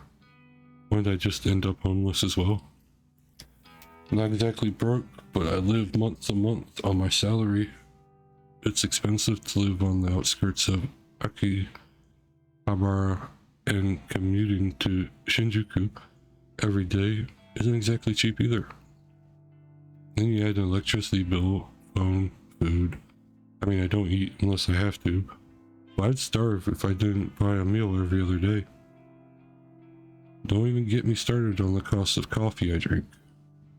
If I'm lucky, I can score a can for 100 yen, but more often than not, I'm paying up to 150 for a single can.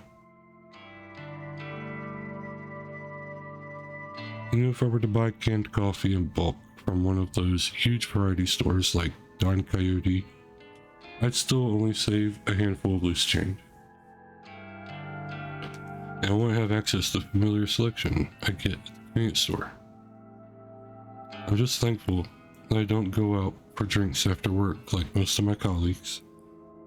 If I had to buy a few rounds of beer every week, my bank account would definitely dry up. By avoiding that kind of group outing, not only do I save money, but I'm also not forced to spend more time around people. It's a win-win situation. Realizing I'm trudging along the path at a snail's pace, I tell myself to speed up my gait. Toward the exit of the park, the silhouettes of two people on the bench come into view. The sound of laughter carries on the wind, and I can't help but feel like I've heard the voices before. As I draw closer, a sinking sensation clutches at my stomach. I immediately get the urge to turn around, but I'm so close at home. Aha! It's Noriko! Fancy seeing her here. Noriko's here. Tomoe and Shinya. Tomoe glares and flips her long hair behind her ear with a shit-eating grin on her face. Shinya looks kind of out of place outside of the office. His face is filtered by an especially uncomfortable expression. I start to wonder why these two are here, but then I recall that Tomoe did mention they're going on a date Friday night. I suppose it's just my bad luck that I would run into them on the way home. Though, what are they doing here in Akihabara? I have to assume that Tomoe came here on purpose just to spite me. Way home? Uh-huh.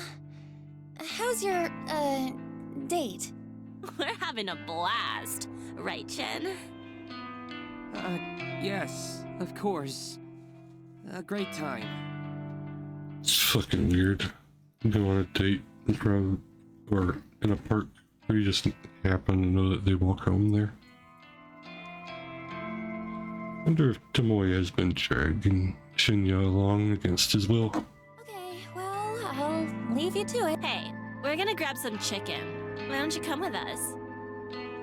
No thanks. Can't think of anything worse way to spend an evening than eating with Tomoe. Please come with us, Noriko. Shinya's like, please, help me. Shinya has a dejected look on his face. It's pitiful. He brought this date on himself. Why should I have to bail him out? Sorry, I've got things to do tonight. Are you sure you're not just avoiding eating? Afraid to gain a bit of fat? I honestly don't know what to say to that. Say, Shin, you ever seen Noriko eat anything? Well, now that you mention it, she never seems to eat at the office. I eat at home, if that's okay with you. It's not completely a lie. Sometimes I eat at home. Sometimes I don't eat at all. Come on, come get some chicken with us. You can throw it back up or whatever afterwards if it makes you feel better. She's starting to get on my nerves. I swear she tries to identify my flaws and insecurities just so she can grab them in my face. Tomoe, Rub them in my face. you're not being very nice to Noriko. Aren't you two supposed to be friends? Sure, friends. We're besties. Besties talk shit to each other, right, Noriko? Right. Huh. Fascinating. Anyway, I'm going now. See you on Monday. Okay. See you then. Buzzkill. She's such a drag. Let Tomoe's words hang in the air as I walk past her. I'm pretty annoyed that she dragged Shinya all the way here just to taunt me. Is this her idea of a good date? Does she care about Shinya at all? Or is this whole thing just to annoy me? Tomoe dating Shinya doesn't even get under my skin. I don't have feelings for him at all. What does get on my nerve is simply the fact that Tomoe is trying so hard to get on my nerves. Of course, it wouldn't be fair if I could carry on my way home without one final interruption. Tomoe calls out to me again. Your friend Aoi is gonna start work with us on Monday, yeah? How fun! I can't wait to meet a friend of Noriko's. I grimace. I suppose Shinya told her about that and turned back to face them both. Don't even think about messing with Aoi. That girl has dealt with enough crap at her last job. Oh, has she? Maybe big, strong Noriko can protect her now. I'd do anything for her. She's my best friend. If you had any friends of your own, you'd understand what that feels like. Damn. I got plenty of friends. And only some of them are sluts like you. Only some? Yeah. I'm going. I finally managed to disengage from the conversation, even though Tomoe's mocking laugh pierced in the air. exit the park across the road and walk down the block leading to my apartment. I'm away. I have to wonder if that girl exists solely to irritate me. I have to tell myself she's not worth my time. I can't let her taunts get to me. Grin and bear it, as they say. That's what stoic, unflinching Noriko would do. Running a hand through my hair, I smile and approach my apartment building.